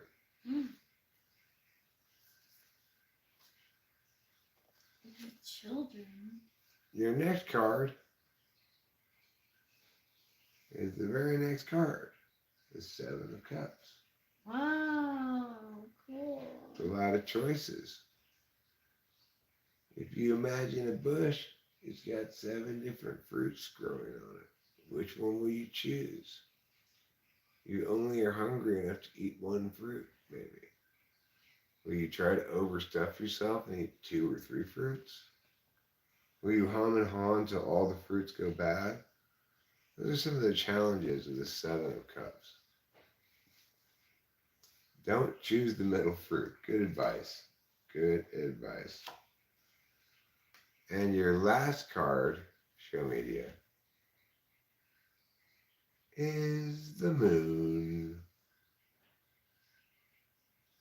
Ooh, the moon. 6 of Cups, 7 of Cups, then the Moon. 6 of Cups, 7 of Cups, then the Moon. It tells you, remember, your cups are like the moon. A dreamy, soft light that illuminates only that which is illusion. Remember that. Just like feelings are just an illusion. No, I'm joking. Your feelings are not an illusion.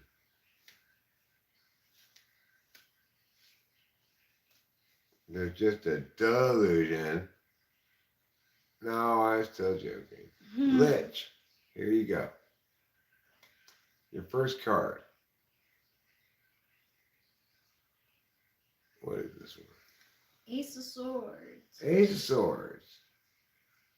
You got the card that represents my penis. Yep. So congratulations for that.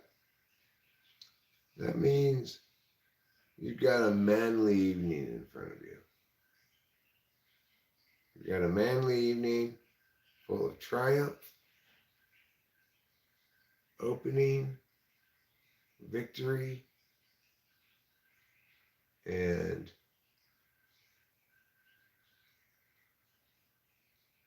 pierce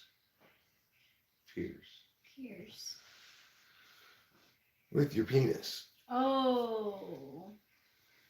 So a lot of penis energy in that one for you. Okay, now your second card, sometimes known as card number 2, sometimes known as the old backstory. The old backstory is this.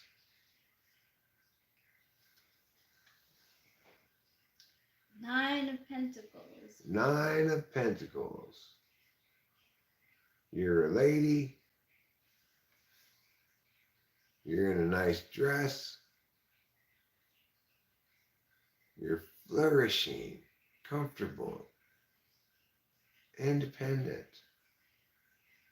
ease, all that stuff. That's your backstory. Until what? Oh You suddenly get a surge of penis energy. no. Now let's find out what happens in the end of this mystery.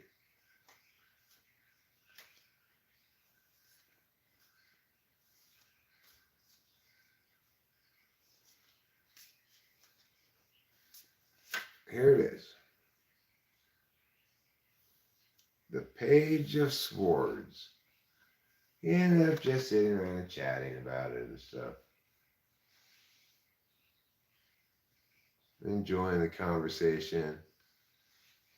Your penis energy goes flaccid. You just fall into regular old dry logical conversation. A little anticlimactic. But you know, that's how most penis energy ends.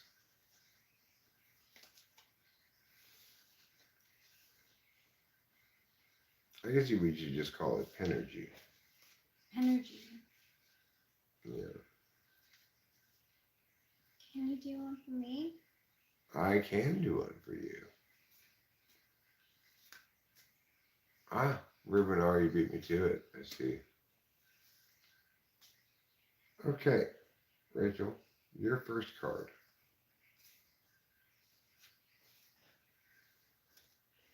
It's the card that wants to be, it's this one. El Hermito. Oh. El Hermito is about wisdom, about job, something, about repose, counsel, reflection. What's that one say? Junior.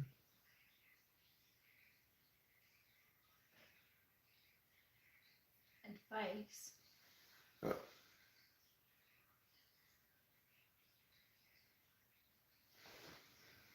Okay, this is your first one. Your second card. Ooh, check on the cat. I think you're going to nail it.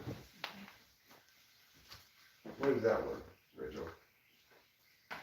The Page of Cups.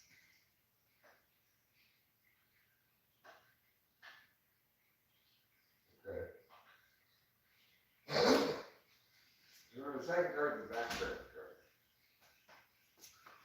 The background is youthful emotions. Yeah. So let's see what the outcome of the confluence of youthful emotions and mature hermitry results in. That's a tumultuous mix. Let's find out what happens.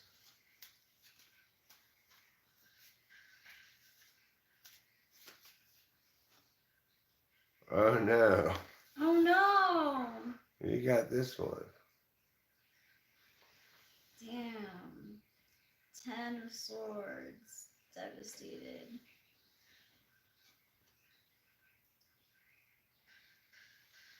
Well,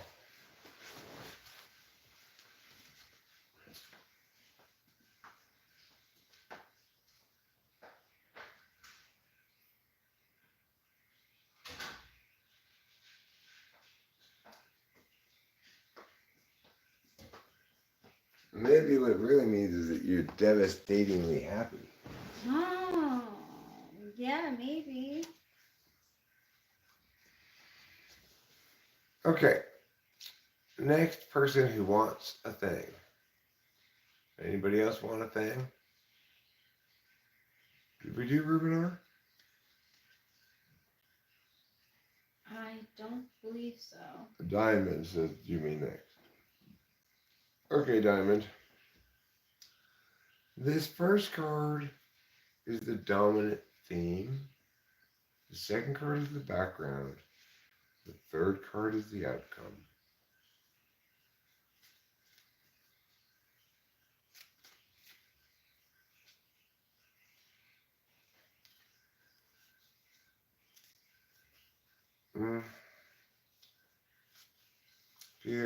Pew.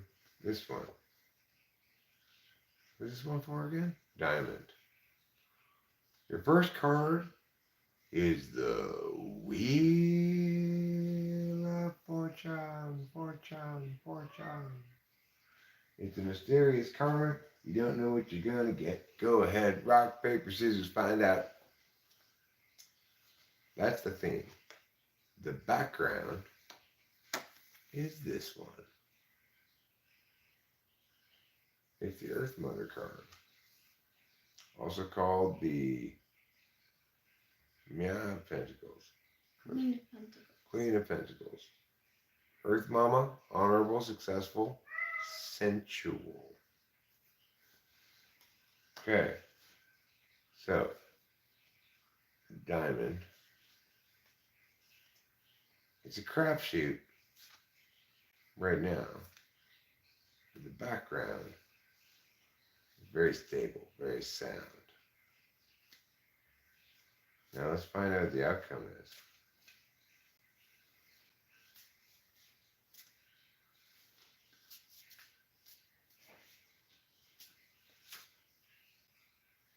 Oh. Not unlike Octavia Silva, you're vivacious, you're exuberant, you're fiery, you're the Queen of Rods. You're fun, you're gracious. Wow, good for you.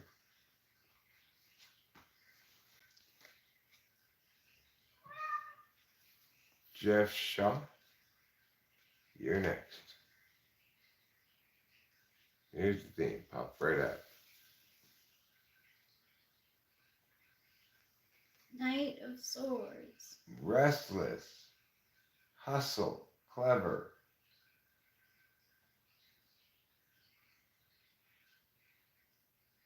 Aquarius, Gemini, Libra. That's the theme. That's the working frame. Now, the background story.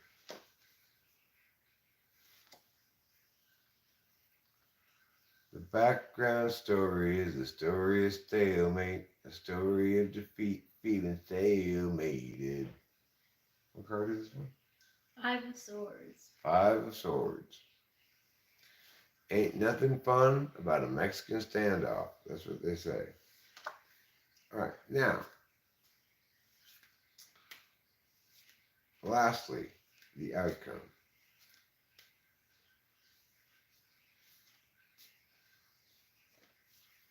Piao. What is this one? King of Pentacles. King of Pentacles. You're making business deals. You're hiring mercenaries to defend your keep. All those kind of things. So, you've overcome this background of stalemate, defeat, obstinacy. You're now restless, clever, and hustling. And it results in you becoming the King of Pentacles. That's known to be the most wealthy of the kings. Yes. Who's next? Wuben Al. Wuben Al, these are your cards.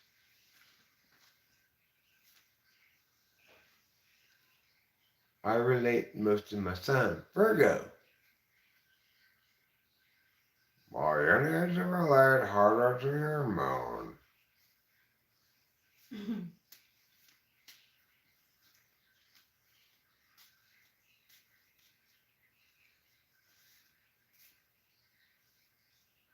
It turns out that there was a planet in my house. Okay, Wuben Al. You conformist, you.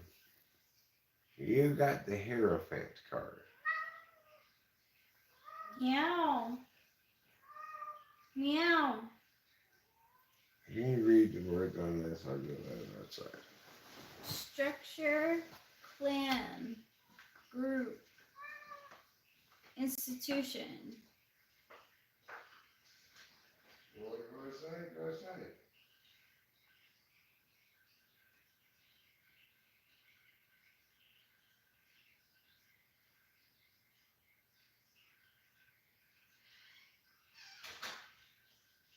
At least he didn't just meow at me demandingly for no reason. Yeah, so he did go outside. He did go outside.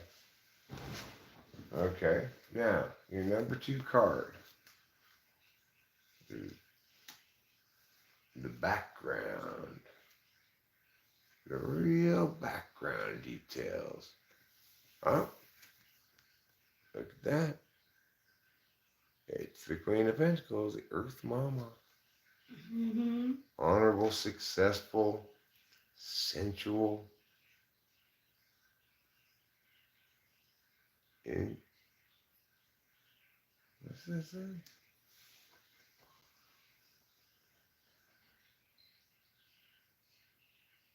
Pentacles. Queen of Pentacles, I see. Oh, yeah, I see. So, okay, that's your background, Queen of Pentacles. So, a lot of traditional support, a lot of foundation in the general realm of SITE. Mm-hmm.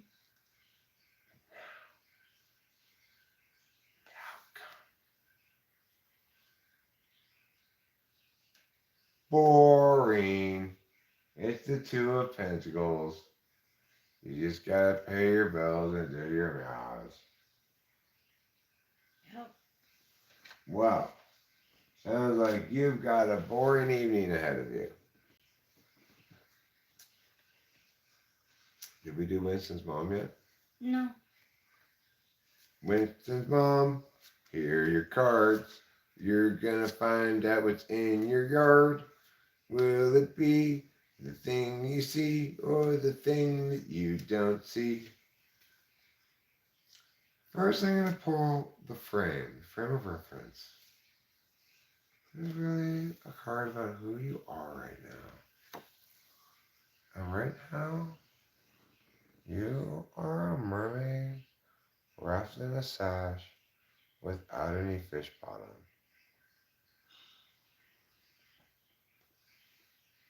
You get the world, arrival, surpass, opus, vast, world, attainment. Okay, now the background story. What sordid details lie in the background of Winston's mom's story? Mm. What chicanery will the cards reveal? Inventory accumulates. Count your money. Isn't it great? That is the Seven of Pentacles. Seven of Pentacles.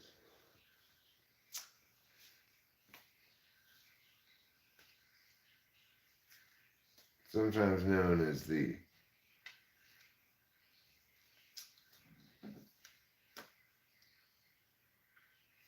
you know, count your profits card. You just look at them and admire them, really, is what he's doing. He's just admiring his monies. Yep.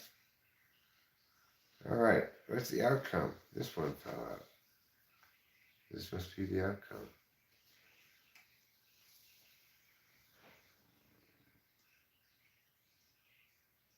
Harmony. Meow, meow, meow. Move. Home. Which one is this? The Four of Rods. Four rods. Four rods. What a soothing outcome you got. How nice for you. How does one receive pin tickles?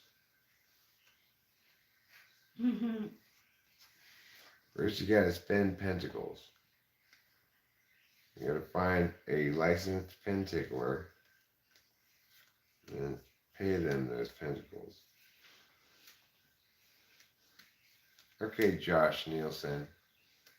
You just earned yourself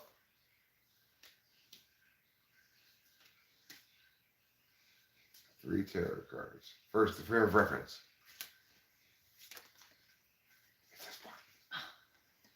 Spell right out. What is it? King of Rods. King of Rods.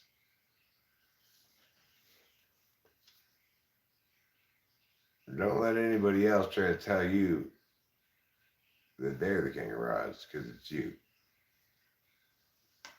Means you're good with rods. You're like a rod expert.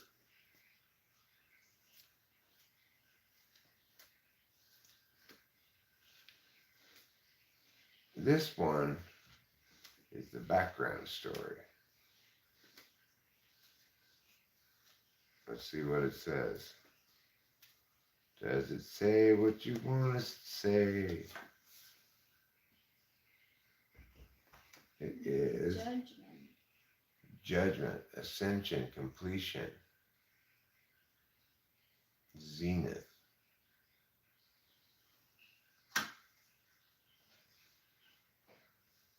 Okay. So you're currently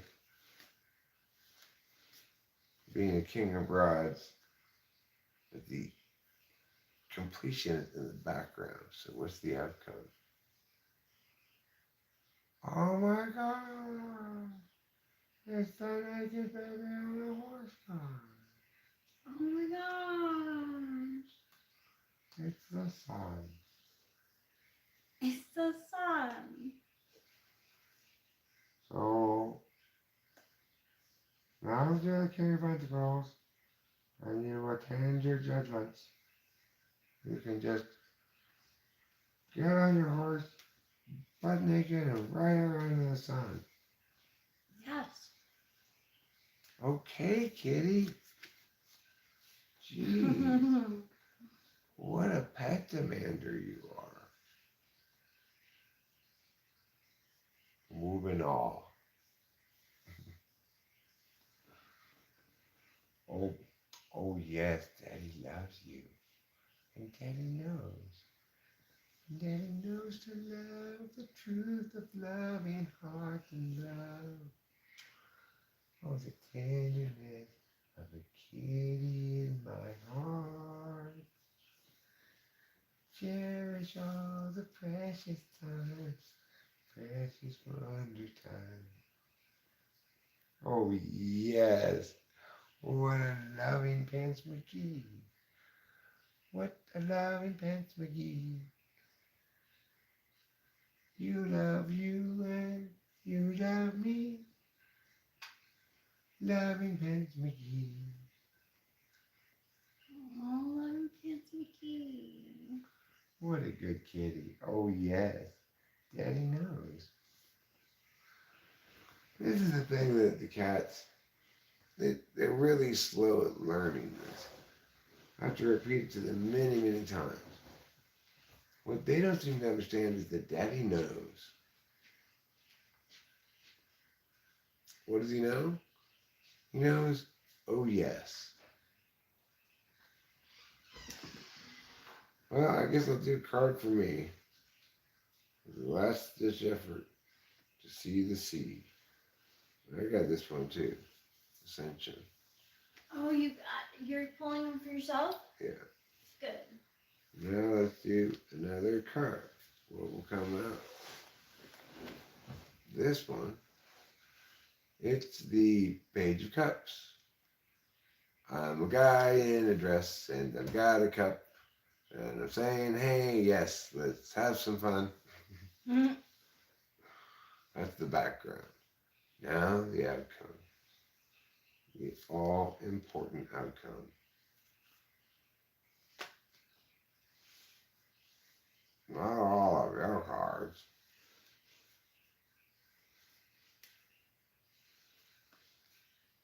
This one.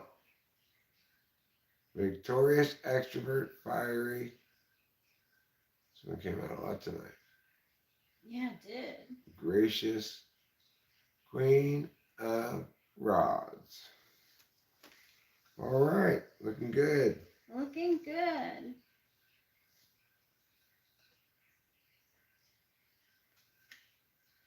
Looking fine.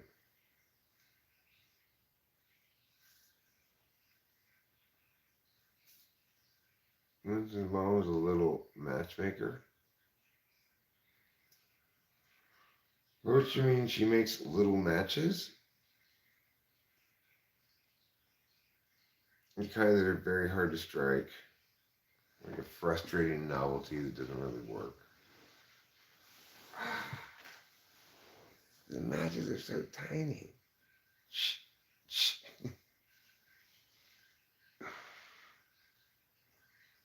Since Mom, that's cool. I used to be obsessed with The Little Mermaid growing up. Wow. I used to be obsessed with the Little Mermaid's Little Matchmaker. Because why would she even need matches underwater? She doesn't smoke.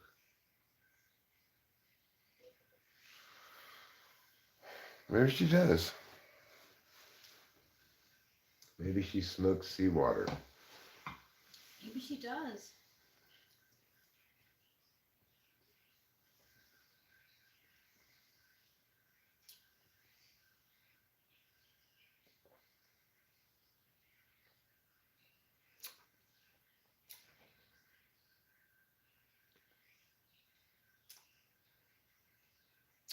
Family Feud.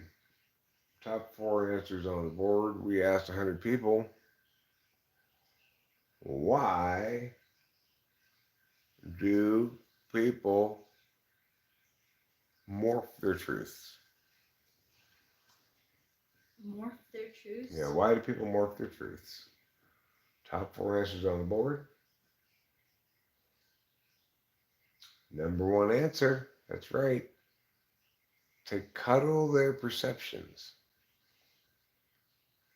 To cuddle their perceptions?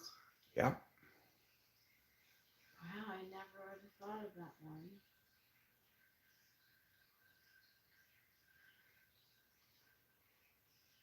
Do a searching. I've read your comments across a myriad of topics. You're searching, but that is respectable. Good for you.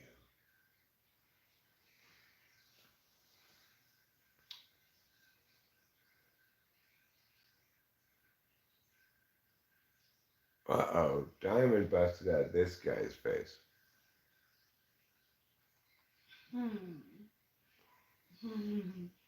Now I'm curious. That curious face, it suggests also like you're confusing me with your wrongness.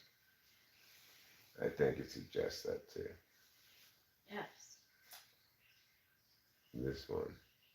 You're not really just curious. You're baffling me because my intuition was right. There's something wrong with you.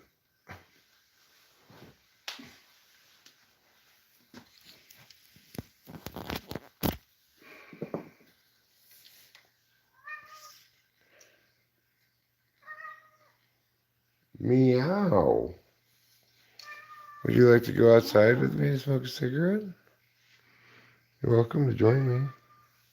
Why, no, Mr. Man. What do you want? Oh, your plaintive meows are so tearing at my heartstrings. Meow. Daddy knows. Daddy knows. I have to keep re-explaining to the cats that Daddy knows. And of course, what Daddy knows, namely, oh yes. And lastly, that Daddy loves. Daddy knows, oh yes, Daddy loves. And these are the messages that we keep going over with the cats. I'm expecting them to repeat it back for me in perfectly intelligible English. Daddy, no.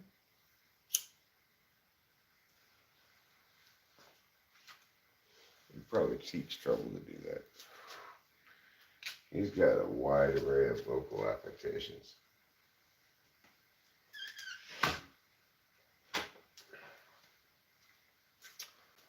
Ranging from, hey, look at me, to, whoa there, to,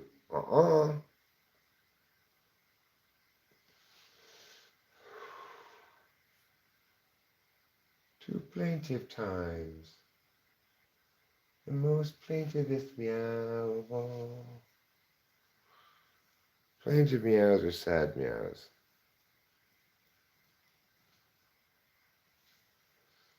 Thanks for the stream, Eric. You're welcome, Octavia Silva.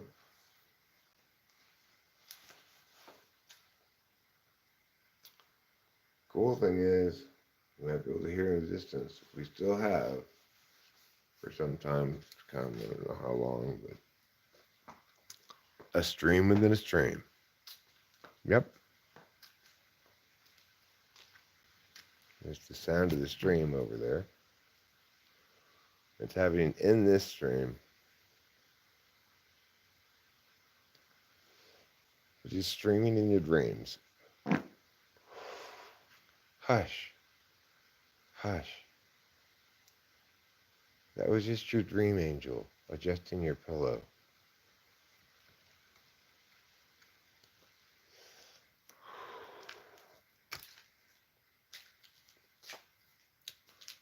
Dream angel, adjust my pillow. Adjust it like you did in days of yore. Fluff it, then turn it. Toss it and spin it. Put it down on the kitchen floor.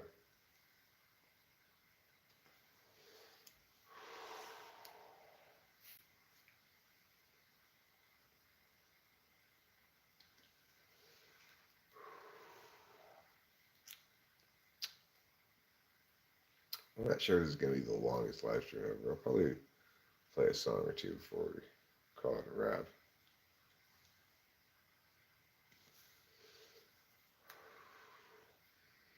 I'm a little bit tired and a little bit rock and roll.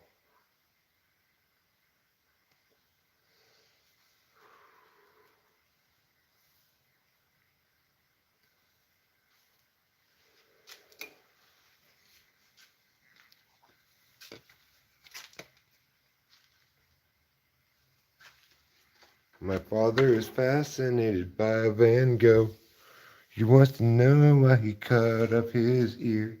Why did he paint other things with all swirls? Why didn't he just paint them regular? That's why he's fascinated by Van Gogh. Okay, I'm fascinated by Van Gogh too.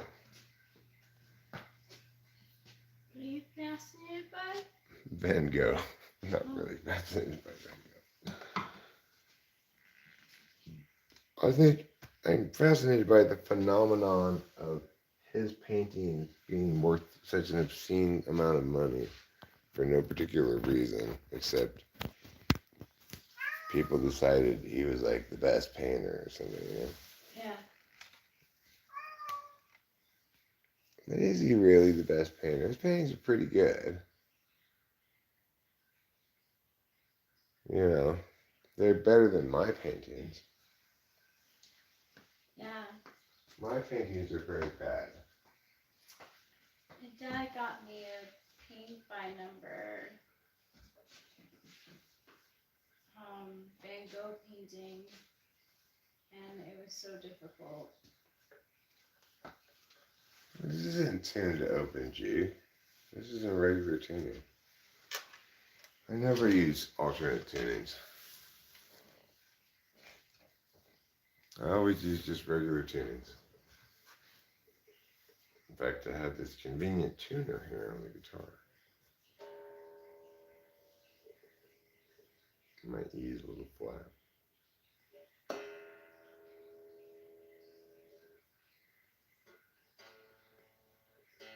My A is a little sharp.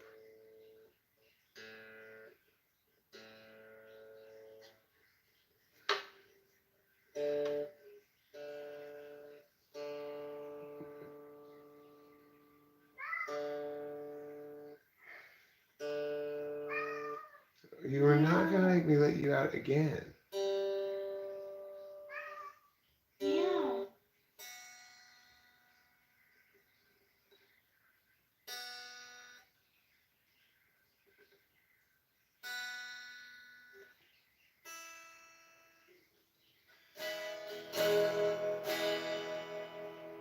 There.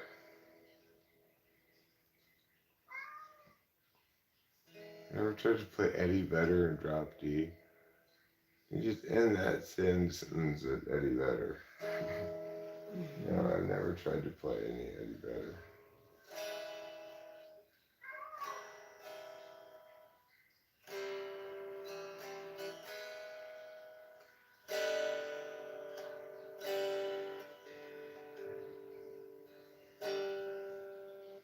I guess I'll pull up set list by bet list. Play some songs from there. I think we should eat something pretty soon. You hungry? What should we eat? Oh, we have bacon. I'd love some for bacon and broils. Yeah, bacon broils. Right. I never finished that. Neither did I. Bacon and broils. Bacon and broils.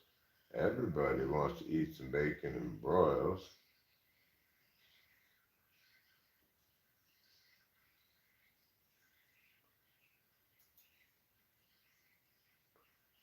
Okay. I'll try playing this song. I'll try giving it a little whoopsie-doo. See if I can play it.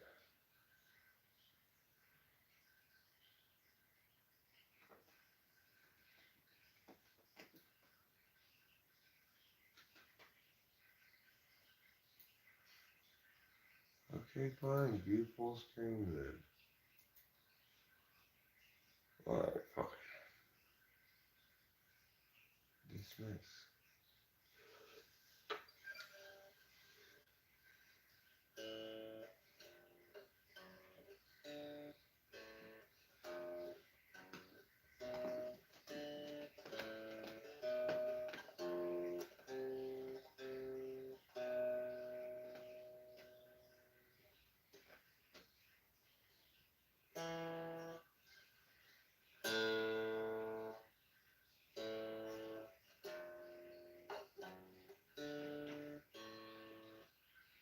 Santa Ana's from the east are blowing, driving down this mountain fire. Grand Atlanta had best be going, they cut it down to the wire. Everywhere apocalypse hung heavy, the truck was hiling up with ash. Atlanta got the dogs in the Chevy, and Grant counted out their petty cash. If times are ending, then time is bending. Flames rain down from the sky, while the dogs knock out with Grant exhausted. Lana stays awake to cry. 120 out but Labor Day, and that means cooking meat outdoors. Guy got distracted and fire got away. Now from Bradford to Arcadia, they curse his name. Fire chased them west and down the incline until they reached the foothills below. They found a room cheap for the night online. At least now they had someplace to go. Tomorrow they'd evaluate their options now that their life had burned away. Lana's sister has a place in Laughlin. Wasn't really much more to say. If times are ending, then time is bending. Flames rain down from the sky, while the dogs knock out with Grant exhausted. Lana stays awake to cry. While the dogs knock out with Grant exhausted. Lana stays awake to cry. That was pretty good. That wasn't so bad. Took me a little while to get a handle on it, but then it was okay.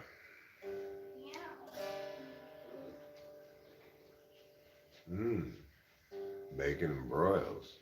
Bacon and broils. Thanks, darling. You're welcome. Your squirming pants is the highest order. Thank you. Sammy has a story that needs to be told, and this is a song for an open road, and such a thing must always do its job. She married up Jeb, turned 19, 4 years in and 3 kids weaned, weary now and questioning the path. Agency out, paces discretion, locking in our courses, way too young. The urgency conferred is really just depression, making sure those underneath them always run. Doug at 20 thought bourbon fun, likewise Doug at 21, and so forth, well up into middle age. Well, once that seemed to set him free became his whole identity. Now Doug's about another drunken rage. Agency out, paces suggestion, locking in our courses, way too young. The urgency conferred is really just discretion. Offer you incentives, but they haven't got a thing that's fun.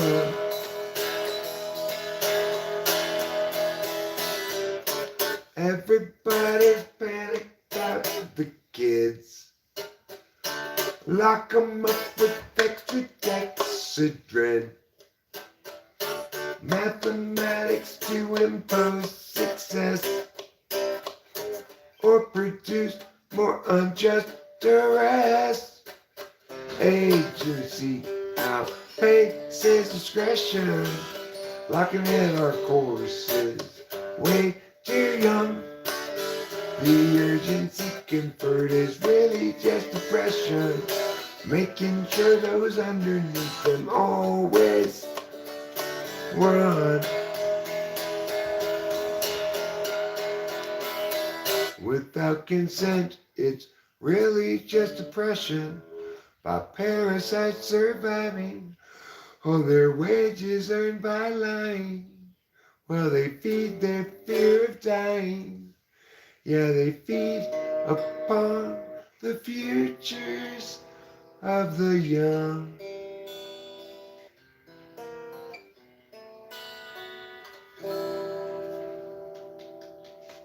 Thanks.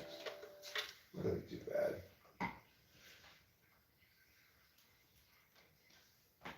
For complete garbage.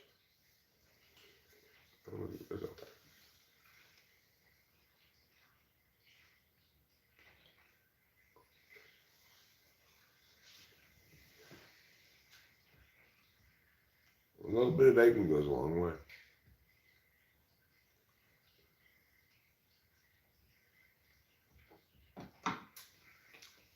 It provides sustenance, nutrients, nutrition, and nutrition.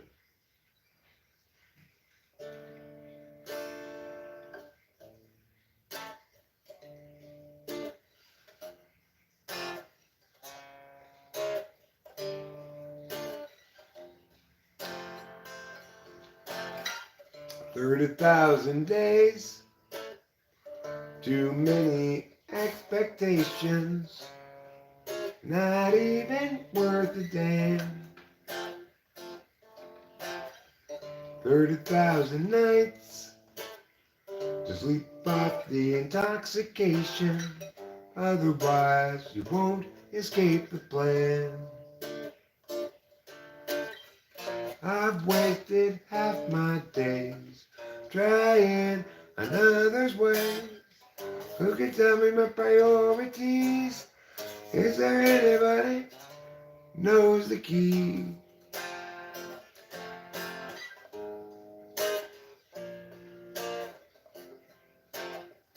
I want direction and have all along. Wait until I know, or is that just hesitation? Clarity's no good once your chance is gone. What I need to know is a toad below my station. I'm tired of doing it wrong. I wasted half my days trying another's ways. Who can tell me my priorities?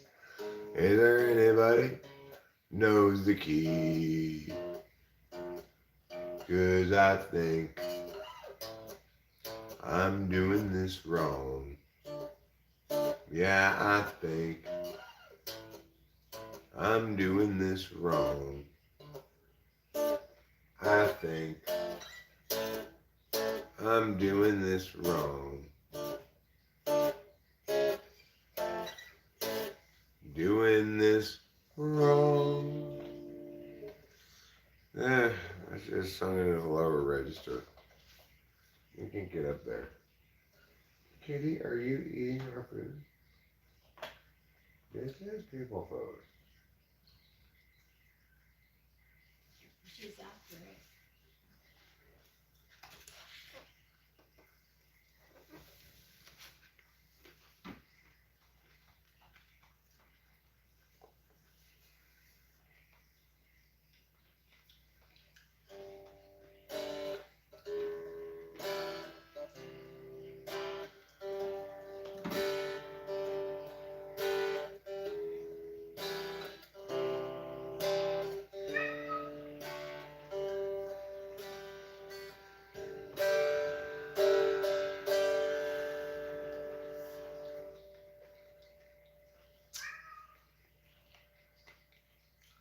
Kitty,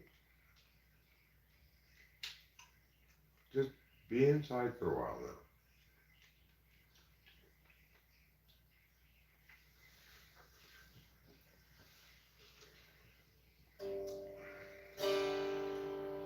Mm-hmm. When I was younger, it seemed that everything gleamed. I'd don't know what happened to me, but I've lost that sense of urgency, and I don't think that I'll ever see it again.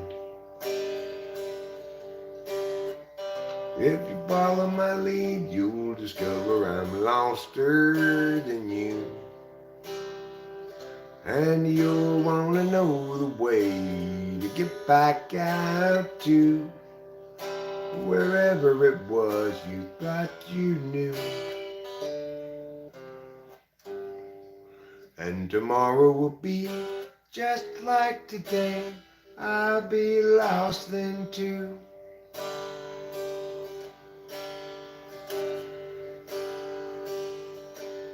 It's a matter of mood as much as a matter of will. And the things I do and the direction I point to still seem a part of me, though departedly. And I wonder if I'll ever see them again. Bum-ba-dee-da, ba-dee-da-doo-doo, bum-ba-dee-da, bum-ba-dee. Bum-ba-dee-da, ba-dee-da-doo-doo, bum-ba-dee-da, bum-ba-da. Thanks, darling. You're a nice lady. Thanks, and you're a nice man. Thanks.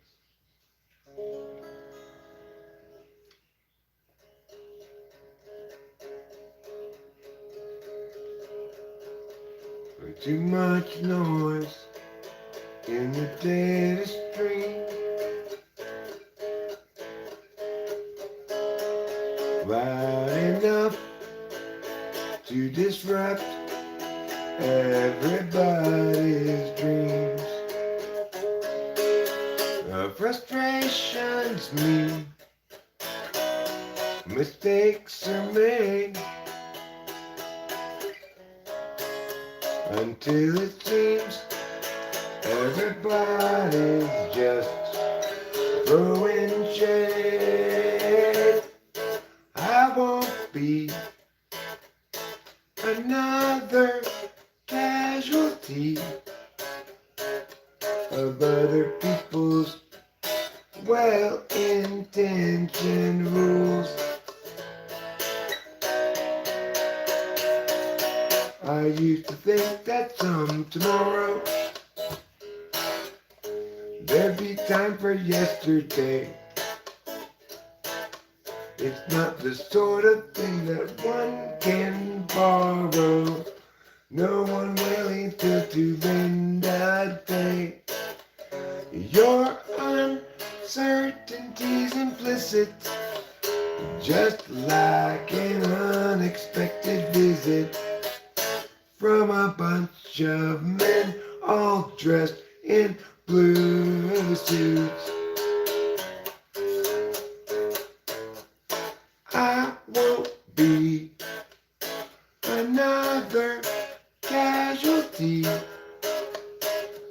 of other people's well-intentioned rules. I used to think that some tomorrow there'd be time for yesterday. It wasn't too bad for a very slow version of it.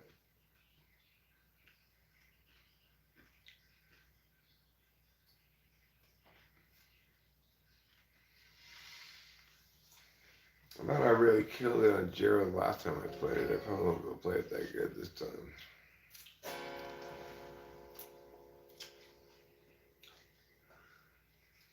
Gerald has a thought.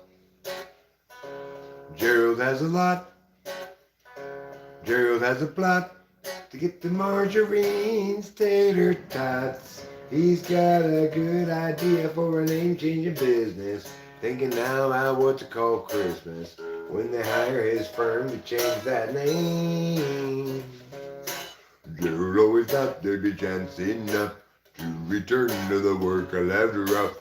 He'd get back to it eventually, but his vision piled up and his plans would interrupt all the work that started off so hopefully. And now his mind is back on his business, thinking of changing factless to listless. So how all the people will shout his name. And Gerald knows he understands ever more clearly now. He won't provide explanation regarding the why or the how. He'll see you and know you from inside your heart. Exciting, delighting, Gerald plays his part. But Gerald still knew there's too much to do. He had dropped down in the underview. Too much to rebut. So where now and what? Too much time spent picking the stew with you. Now Gerald has a thought. Gerald has a lot. Gerald has a plot to get to Marjorie's tasty spots. He's got a good idea for a name-changing business. Thinking now about what to call Christmas when they hire his firm to change that name. Gerald has a thought. Thanks. I didn't sing it very well. My voice is kind of shot. I played it pretty well though.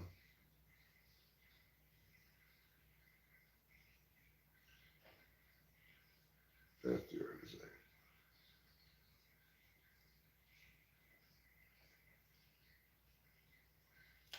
I could do that one, maybe.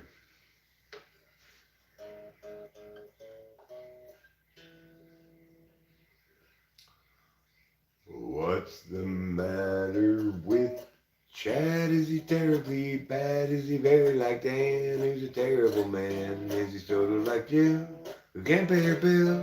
Or rather like Jack, who's stuck on the facts? What's the matter with Sue? But you know what to do in that bring attitude. And you show ingenuity.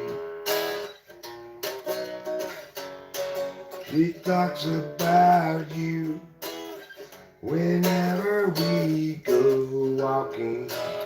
What's the matter with Bryn? She's living in sin. She's been hanging with Jim. He's looking terribly thin. What's the deal with Frank? Stealing fish from my tank. He's colluding with you. And they're talking to Lou. What's wrong with the ladies? What's the matter with men? From the feelings of Katie to the coldness of Sven. They talk about you whenever we go walking. As it leads to lesser days, still spill out the overwatered past. And forever's left who's still okay. Just tie the sails to the mast. Are you angry at Kent or Neville again? Don't bother with Cat, he's practically dead. Just focus on Bert, he's medium hurt. What's a quandary for Liz? Fail a quest, deal with their. Will she know what to do? If they bring attitude, will she show ingenuity?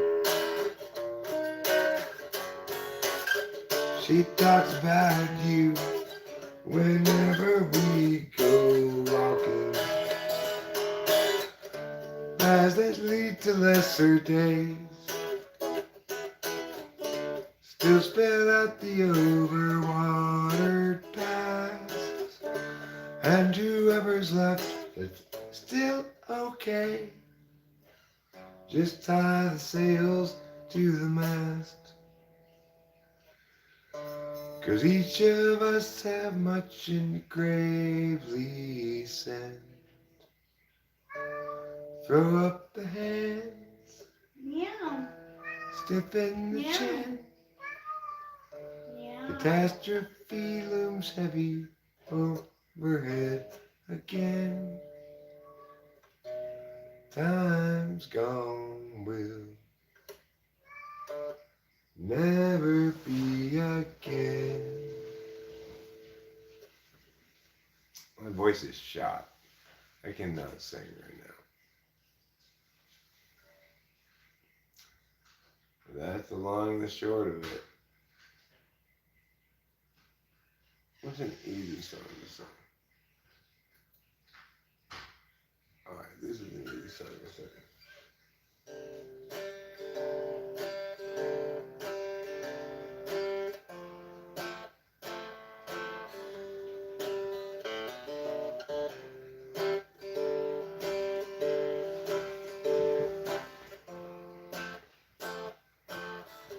El Nino, my ass. You call those storms. Where is the rain? Those drizzles don't count, I drizzle more. When I pee in the sink, which is just the right height to catch all of the undesired splatter. When I'm done, I'll go outside and climb a ladder. I will go up there, take me a bucket and pour water inside. And I'll say, hey, Mr. Cloud, drop it from the bottom. Hey, Mr. Cloud, drop it from the bottom. Hey, Mr. Cloud, drop it from the bottom of me.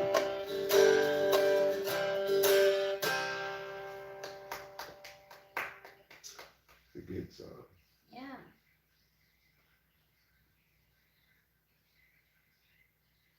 Reminds me of Good Times at the Good Time Surprise Factory.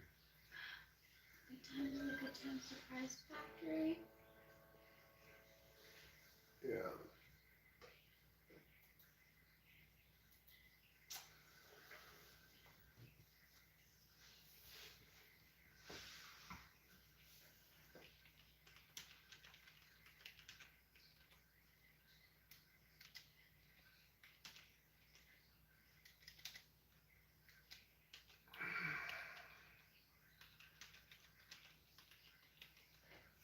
I haven't played this in a long time.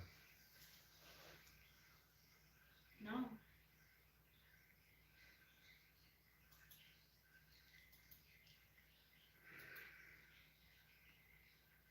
Here we go.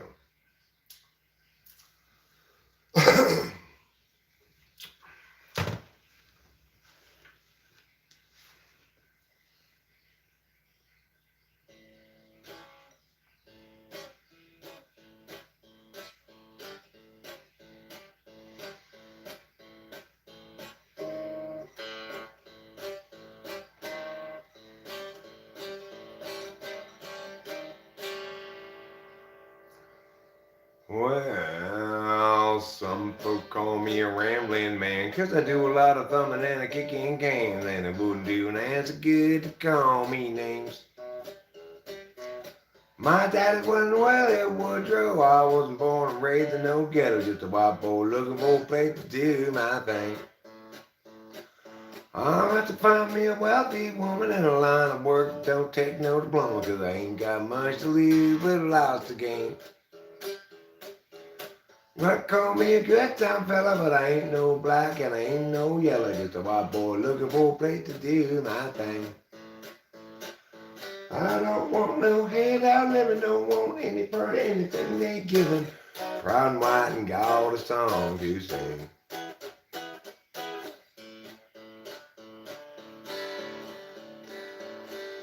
Gotta scroll down on the thing right here, 'cause I'm not on the right thing right here.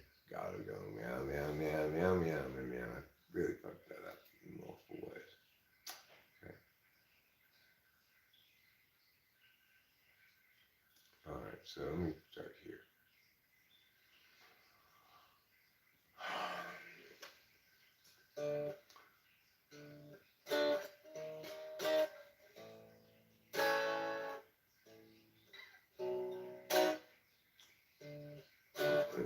ain't outliving everything they given. I'm proud and white and I've got a song to sing. Well, I said a few things and I'll admit it. If you want to get ahead, you got to hump and get it. Just a white boy looking for a place to do my thing. Small town boy, been around a little, and I like guitars and I like the fiddle, and that's the kind of soul that can fan my plane.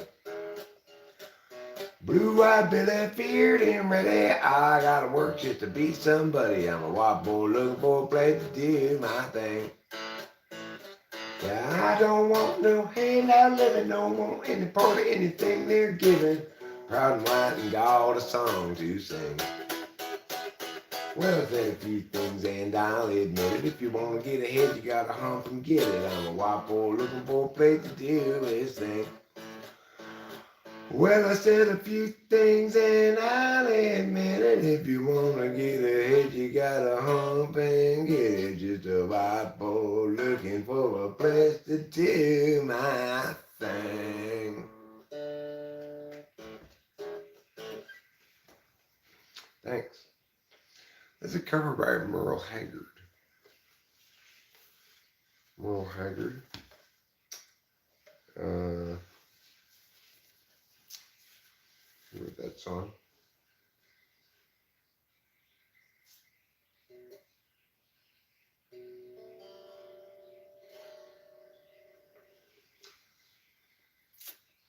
So I hope you enjoyed it. What was the other thing I was looking at before? Yeah. Hurry off and close time. Well, where are you now? I have to go back to get it again.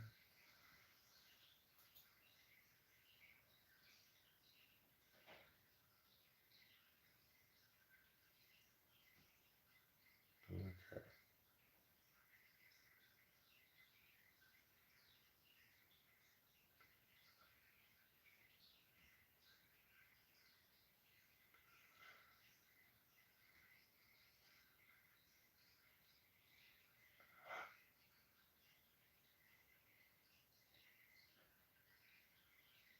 Let's see this song.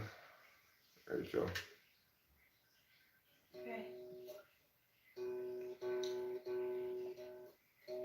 Brooding here won't do any good. Brooding's more and more my style. I seek the tree ways of standing where we stood, 'cause I've been stuck here a while. And that's despite a natural selfishness that makes it easy to have fun. But flutters in the gut become a fist as all my visions come undone. I tried to string, distract, and bring the afternoon away, but having the reality bear down on every day, and for a bit I am out of it. Reason still unsaid, Still unsaid. still I need get out of me. Need get out of What's me. inside my head? What's inside of mine?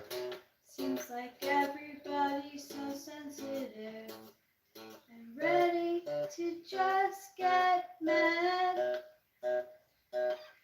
I seek the civil ways of living like a kid, 'cause you want to be the dad. Have we lost our sense of scope and scale? Our capacity to laugh? Sense to know, not to wear, and how to tip the golden calf. I tried to string, distract, and bring the afternoon away, but having the reality bear down on every day, and for a bit I am out of it. I am out of it. Still unsaid.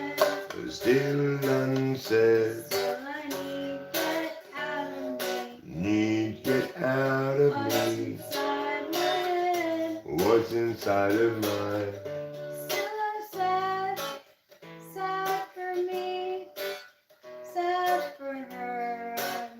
Happily, Unhappily, what you call what sorrow, you call sorrow, I call home. I call home. Losing secret down to the bone. Down to the bone. Still I'm sad, Yeah, still I'm sad. sad for me, Sad for me, sad for her. sad for her. Happily, Unhappily, what you call sorrow, what you call sorrow, I call home. I call home. Losing secret down to the bone. Down to the bone. Still I'm sad, Yeah, still I'm sad. sad for me, Sad for me, sad for her. sad for her. Happily, Unhappily, what you call sorrow, what you call sorrow, I call home. I call home. Losing Let's sink clear down to the bone. A little out of practice on that one. That's fine. You know, I get out of practice when I don't practice.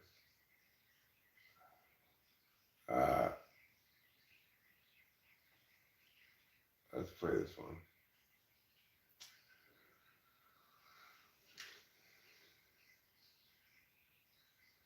Yeah. It's a very cloudy day in Los Angeles. And today we run out of time. Struggles past, troubles still to come. Day is nearly done. Someone buy us some more time.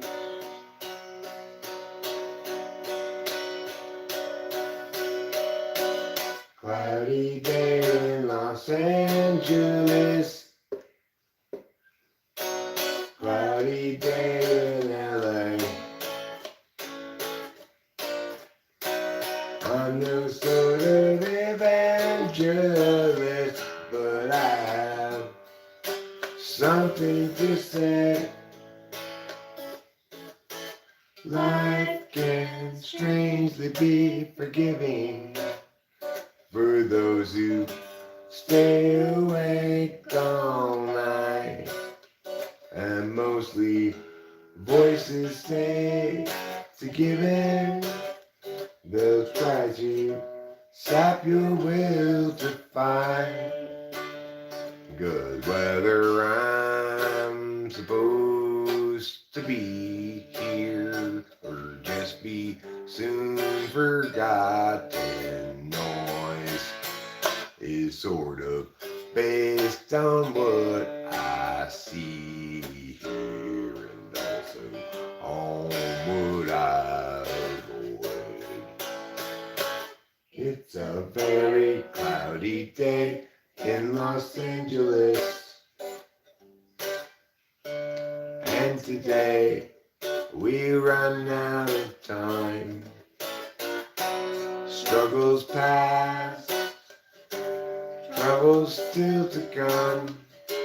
The day is nearly done. Say goodbye to some more time.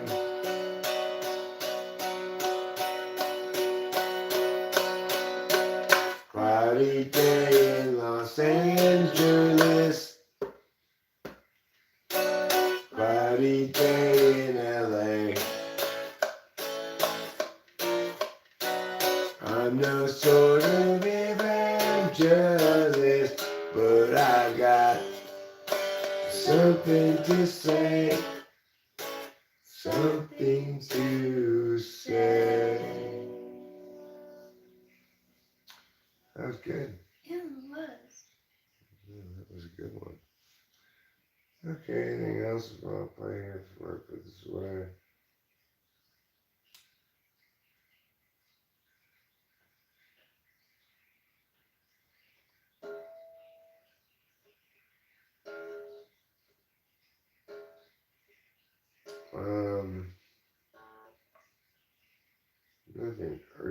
pops into my mind. So I guess it's time to put away the guitar. This guitar is so nice to play. Oh my god, it's so much nicer to play than the guitar. That's so great. I can feel like I can be so much more precise on it.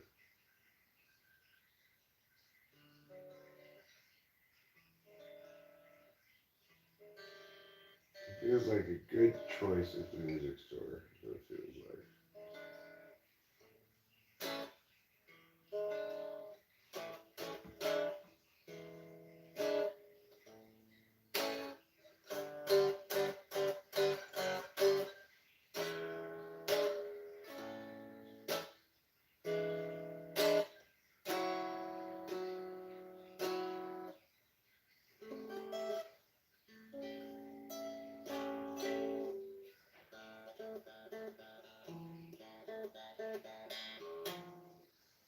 Okay, guitar, now it's time for you to go put away. Oh.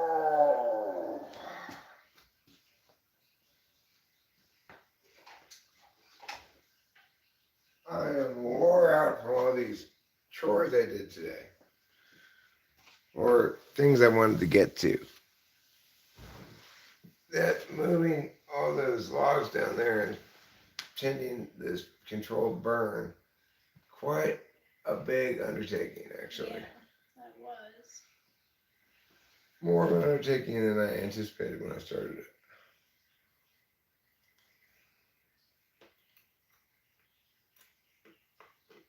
Are you talking about Holiday in Los Angeles? Yeah, that's an original.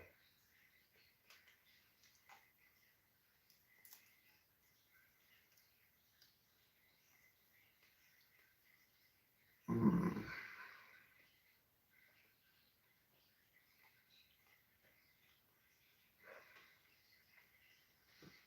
Mm.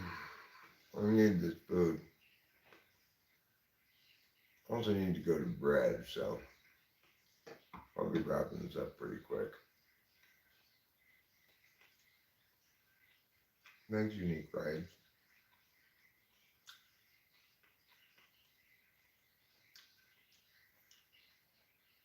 El Nino's an original.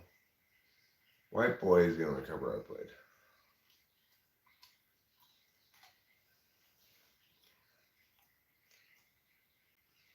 Oh, and Mary Had a Little Lamb. Oh, cover too.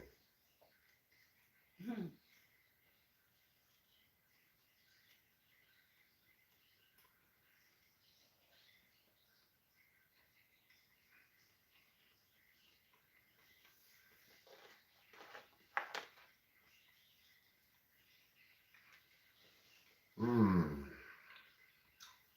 It's important to eat food regularly. Yes, it is.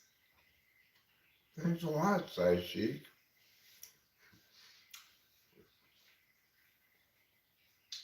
And that's a chat that makes me happy. Yeah, me too.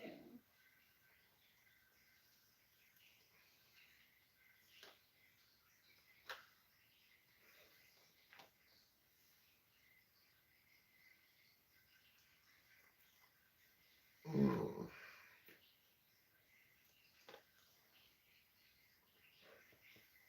You need to eat, Bug Pal. You see,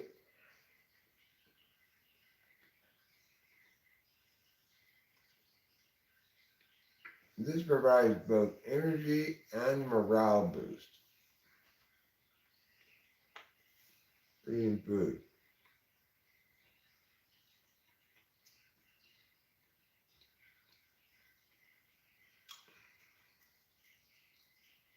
Bet it does.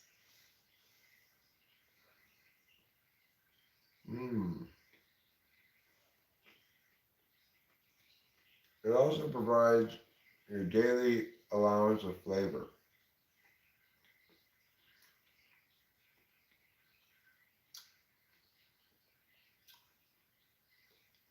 Well, drinking and smoking may be more glamorous than eating. Nobody's disputing that.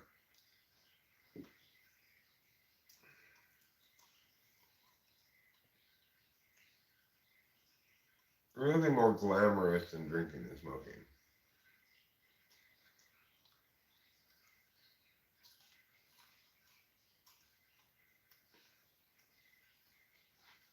Well, chewing tobacco, maybe a little more glamorous.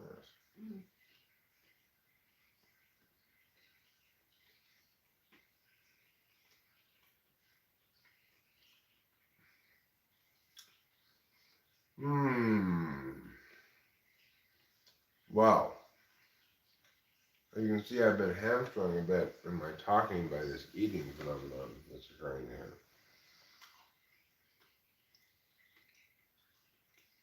And you know what? That's okay.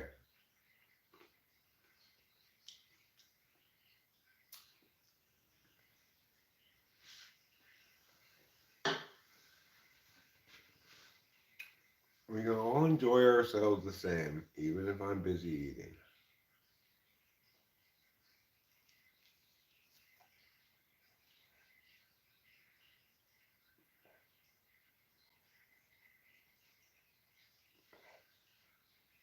Bad nerves is what Grandma calls it. That's what she calls drinking and smoking.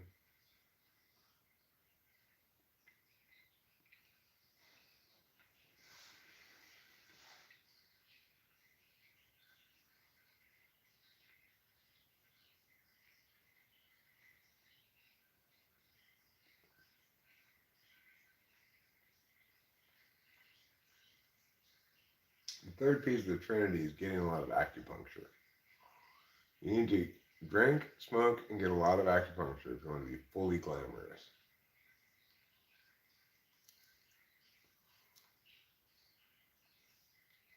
You should get cupping done so you have those weird circles on you. Yeah. That's the hot new glamour trend. Hey, look, I got weird circles. Oh my god, where did you get that cupping done? Did you get it done at Nordstrom's? No. I got it done by a real Chinese lady in a weird shop that smelled like fish.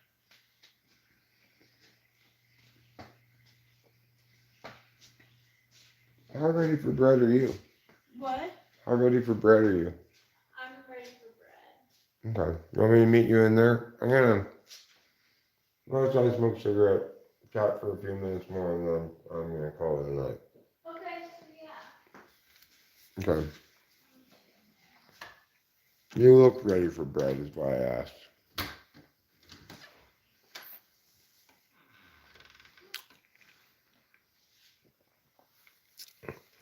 Believe it or not, I'm ready for bread. I never thought I could feel so tired.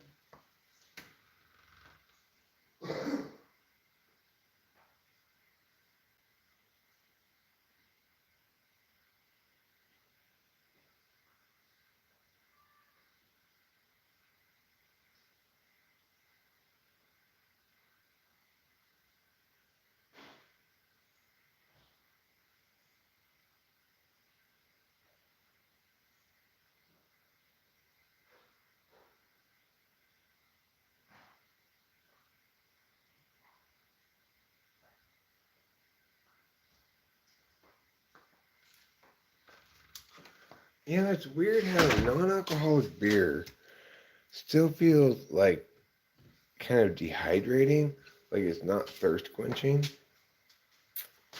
even though it doesn't have any alcohol in it. Who knows what's going on with that? Only the beer gods know that, I guess.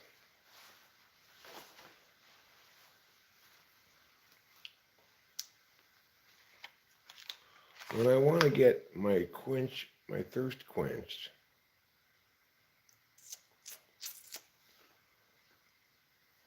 I like Arnold Palmer.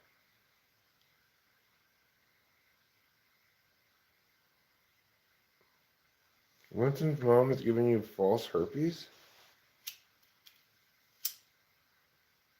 I'll tell you, that's a good thing. You'd much rather have that than real herb.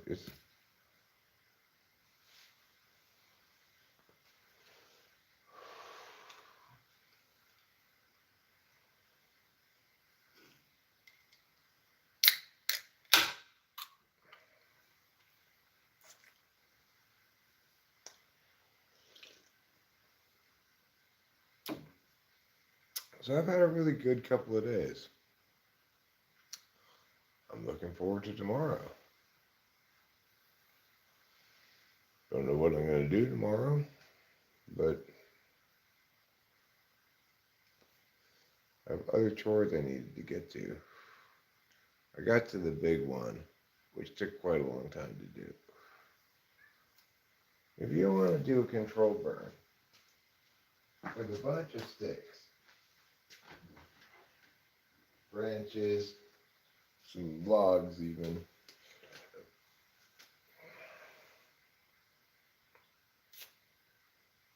and you pile them all up in a big pile. And it's like, you gotta get this control burn done now before it stops being control burn season, you know? So I poured a bunch of gasoline on it. I got it lit up really, you know? But of course, it's deadfall. It's like not super dried branches. They're still bendy. They're green. They still got green pine needles on them because they just broke in these recent storms, you know? So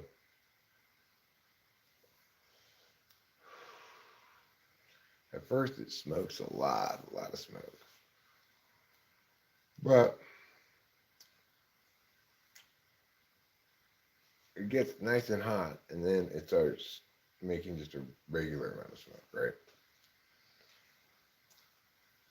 The thing is, the key to doing one of those controlled burns, I realized as I was doing it, is you just basically got to walk around the fire the whole time and keep moving sticks more towards the middle.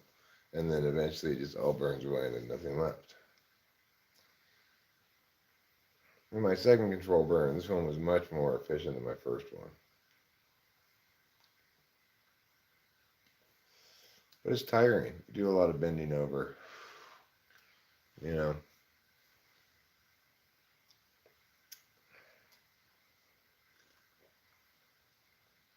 Well, I also did a lot of waving at it with a piece of cardboard to make it hotter. Now, the cardboard was my third implement of waving at it. I tried two other things previously that were too heavy. It didn't work as well. The cardboard worked really well.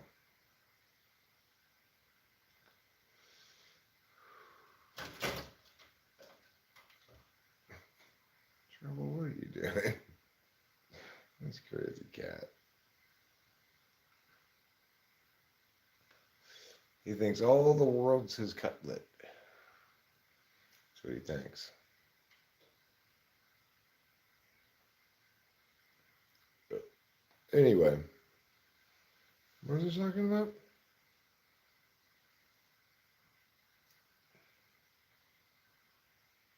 Oh, right, the chore I did, that thing. So it was cool getting it done. I'm glad I got it done. And I had a couple other chores on the list that I didn't get to today at all, which were move some things from the attic into the trash mostly. Move some things from the garage into the attic. So I didn't get to that. I didn't get to sweep up all these pine needles and cutlet seed shells on the driveway.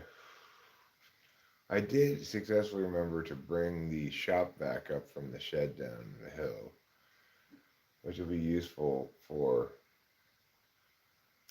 certain vacuuming tasks outside where the inside vacuum doesn't reach. So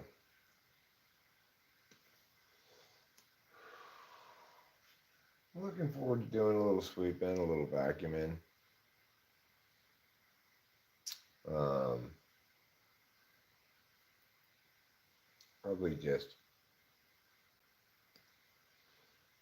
throw all the pine needles in the trash can rather than try to like pile them up someplace to burn or something like that. You know, may not be the most ecologically friendly thing to do. Just throw your yard waste in the trash can. But you know, pine needles are a real pain in the ass. Pine needles, like vacuum cleaners, it's hard to vacuum up pine needles. You got to sweep them, and they don't sweep very well. I'm not going to use a leaf blower because fuck leaf blowers. Watch me start using a leaf blower as soon as I realize how hard it is to sweep it all up. Oh, that would be terrible hypocrisy on my part. I could make a compost pile someplace.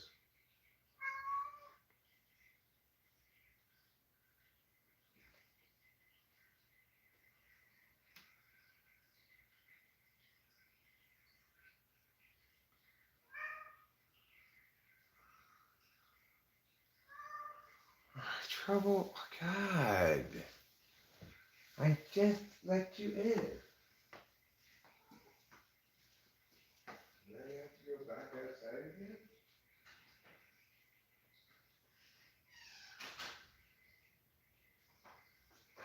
He just likes to make me get up and down, that's all. He likes to make me open the door.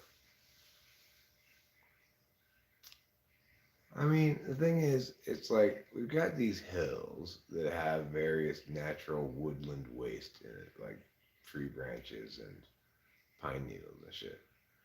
We got one on that's our hill that leads down to the shed. I could just spread them out on that. Or I could put it on the hill that goes down to the little stream, which is more wild. It's like it's. I plan to walk down to the little stream. I've been planning to walk down there. But it's. You gotta, you know, it's just. It's a steep hill. It's a sketchy walk down. Rachel can't do it right now with her ankle, that's for sure. And I'll probably go down there like tomorrow morning or something. I want to look for gold in the river. I don't think there's any gold in there probably, but I want to look around anyway. I want to see what kind of cool rocks and minerals I find. The mineral rock show inspired me. And I would like to make a video about our trip. It would be a very short video. I only got like 4 15-second long videos maybe. But I think that might make a fun edited video, a couple minutes long. And documenting our trip to the mineral and rock show. So that would be probably a good idea.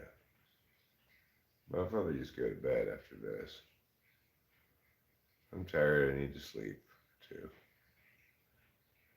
So I should do that. But probably I'll be up early. Probably I'll sleep like 4 or 5 hours and then I'll get up.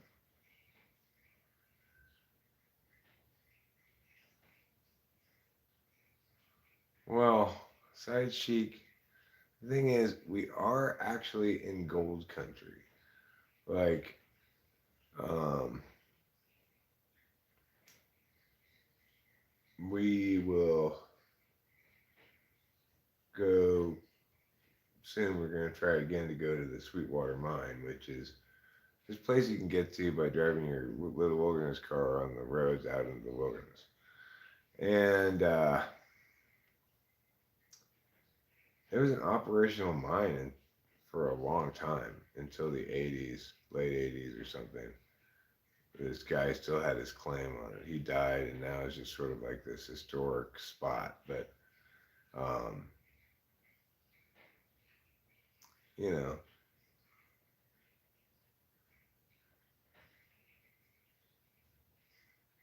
Well,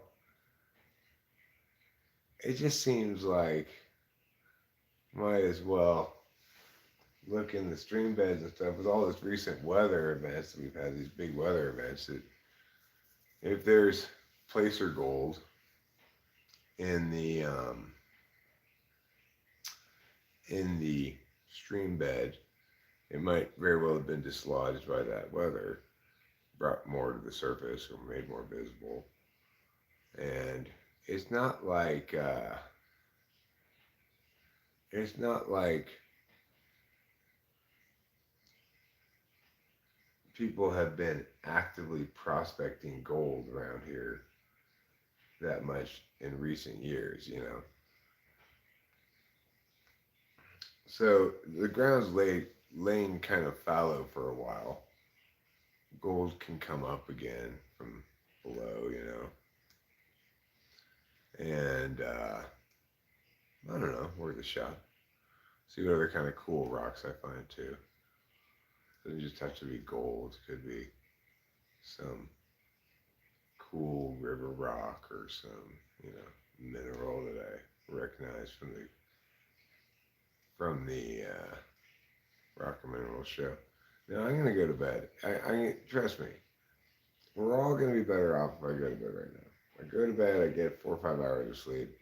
I get up refreshed. I pop a couple addies. I'll probably start streaming again. Maybe after I go down to the riverbed, maybe I'll make a little video going down there. So it's really for the best for everybody that I go to bed right now. So I'm going to say good night, good luck, good love, good live, good laugh, good learn. And I bid you all the fondest of adieus. Until next time, I've been host Eric. Rachel was here as well, but she went to bed. And we were talking with fans people.